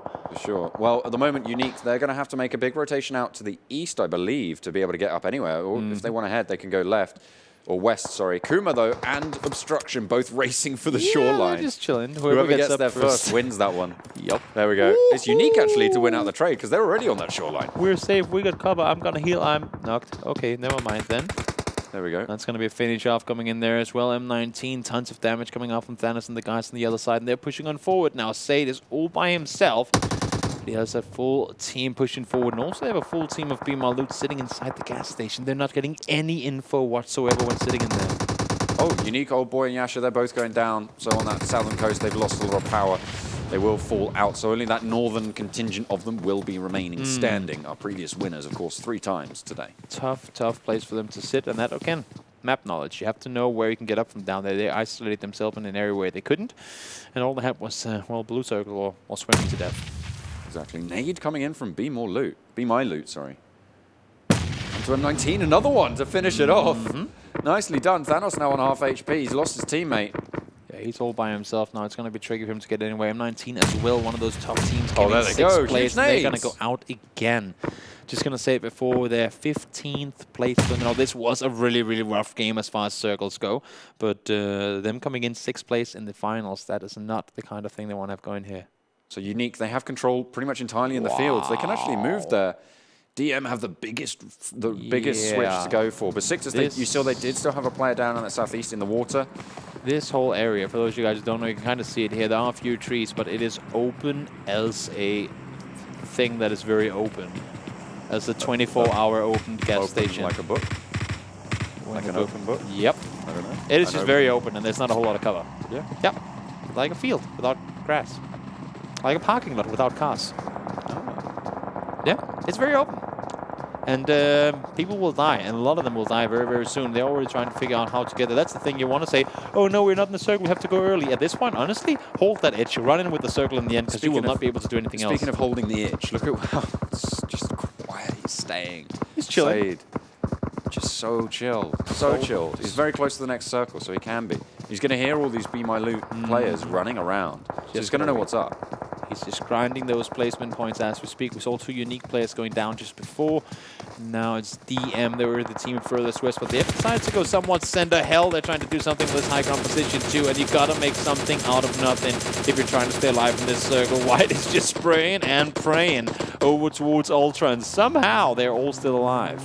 Well, they have quite a lot to contend with. A lot of pressure now. It's going to spawn out another player. The DP starting to rattle off shots.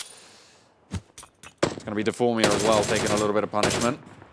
Trying to shoot through the smoke here, not really sure what he's aiming for. Oh, he's not really sure what he's hitting us, I guess what I was going to say. Circle's going to pop in just a short moment's time as this circle is it's forcing them out into the open already, and it's only going to get more open from here on out, no matter where it goes. M19 just further down onto the coast. I'm not sure if you can climb up that one. I think you might just be able to for lightning. See what you Nope, can you get have to get all the way to the other side. You can see the Besiktas player as well in the picture-in-picture down in the bottom right of your screen. Just crawling around. He spotted out a couple of loot crates as well. Yeah. He has to get all the way to the other side. And where there's lightning as well to contend with. Exactly. That's going to be practically impossible for Besiktas to stay put in this one. You can run on the shoreline, run all you please, but it ain't going to get you safe there. No, unfortunately not. See what else can get taken down here. So he's still just using BML as his own personal bodyguard. That makes sense.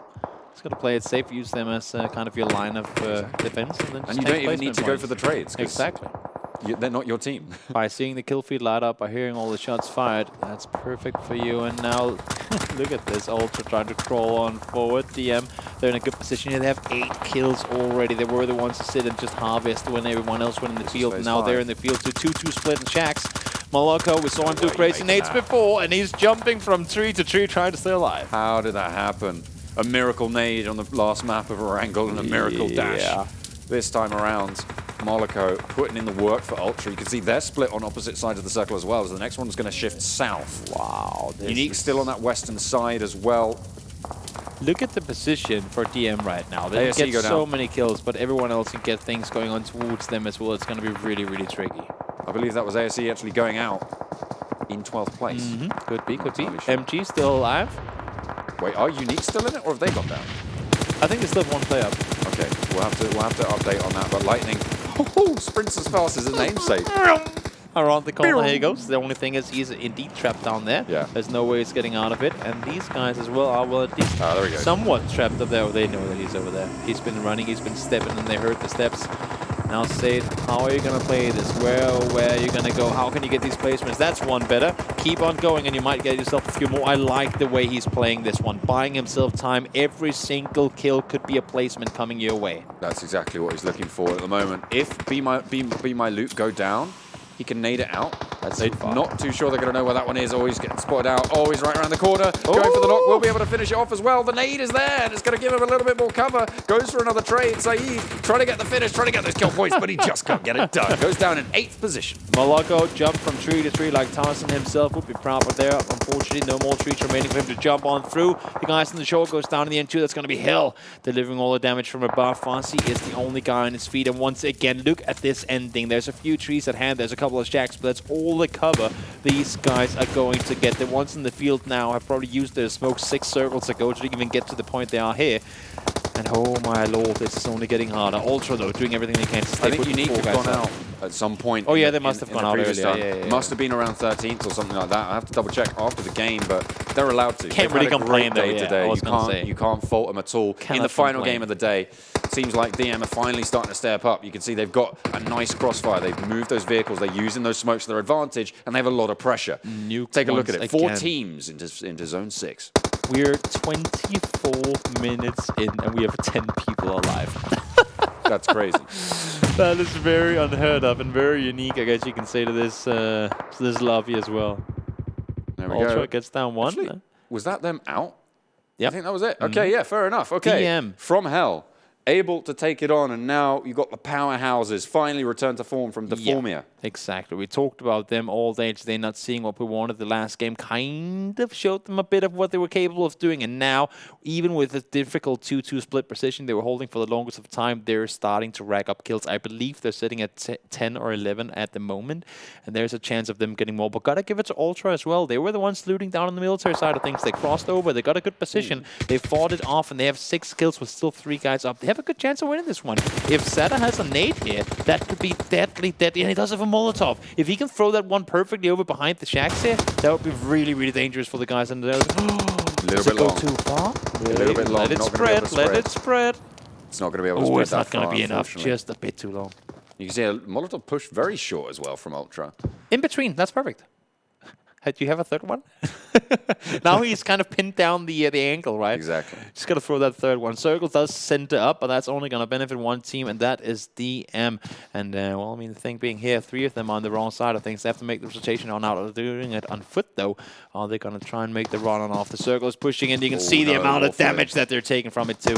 They have to try and push out, as you say, but the rest of the time, they're getting blinked away, and it's, Matic coming in. Huge for his team. Nukes as well on the sideline. They're outpost into the center of the circle, and they're going to make the push up to the Ultra position. It's only Stark remaining standing for the Ultra squad. If they can take this one down, DM looking very, very good here.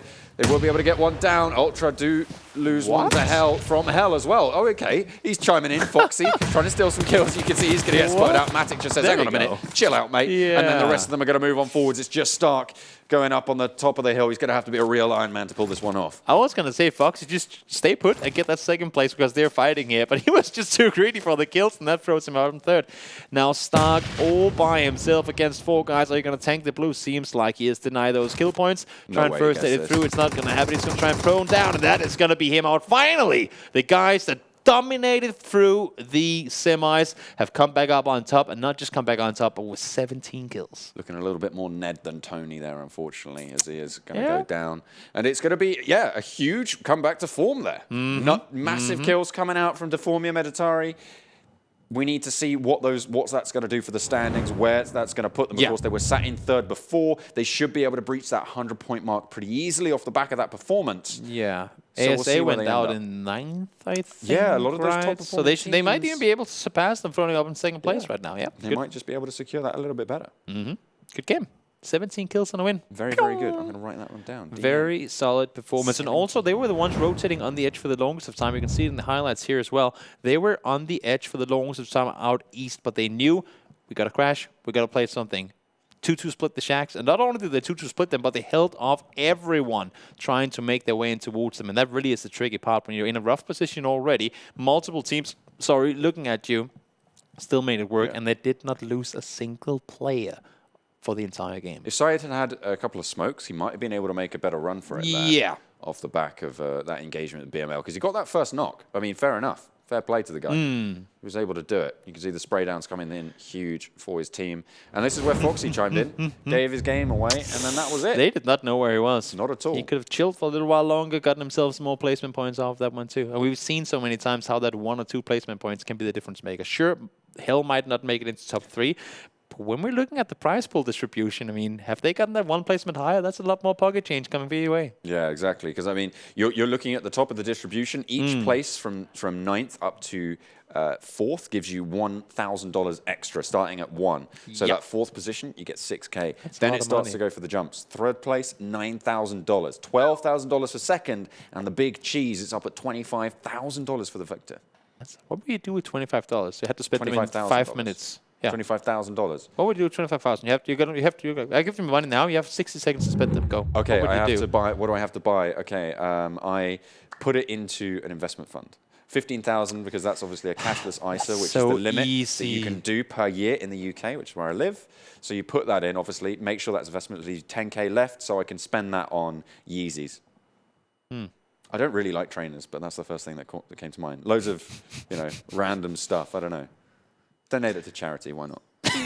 Something like that. But Team Unique, they are still at the top, 154, a decent score on the day. Deformia Meditari, they are back with a vengeance, 116 points, and you're right, they have leapfrogged ASE, for sure, who are now set down on 92 off the back of a not great performance there. I mean, but the win here in the final both Besiktas and BeMyLoot, they're not sat at the bottom anymore. Yeah, I mean, the win for Deformia here, really, really good performance, and it actually throws them within reach of Unique coming into tomorrow, it really honestly. does. I mean, the one win they had here, if Unique has one bad game to start off things tomorrow, that's going to throw them all the way out and above them. So even though they were the untouchable 170 points up, Deformia just said, guys, you have now awoken the beast. It will be back tomorrow. Yeah. What I'm curious about is why Unique actually split up. Because they had 4 players all as a group on that eastern flank. Yeah. And then they split down south, went onto the cliffs for some reason, and couldn't get back up, and then up north. They had 2 guys try and rotate on through underneath, because they were trying to hold that position for the longest of time. And then as they were driving off,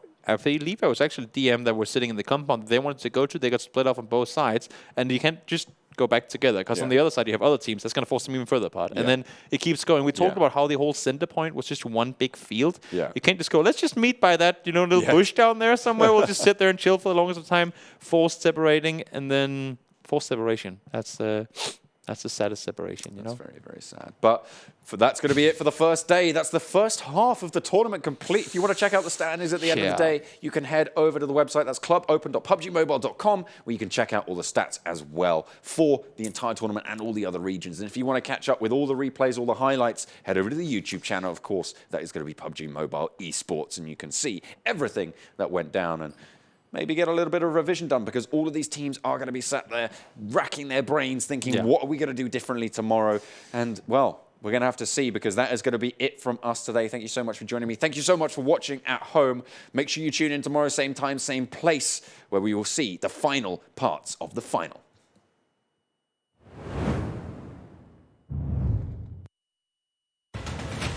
Zombie, Darkest Night, the newest mode in the zombie universe, is here. This time, the rules are different. No more parachuting, as players will be placed at random locations on the map when the match begins, and there is no single winner. Players must work with their teammates to spend one long night in the match and stay alive until the sun comes up. Waves and waves of zombies will spawn during each of the 3 foggy periods at night, and supplies should only be scavenged when the fog fades. The main objective is not to defeat other players, though this doesn't mean they are harmless. Players may need to work with other teams when necessary, but should also watch their backs in case the Fragile Alliance goes south. This will be a unique experience for every player involved. This new mode also comes with a passive skill for every player. Understanding these skills will be the key to staying alive in this long night. Can you ride out the night?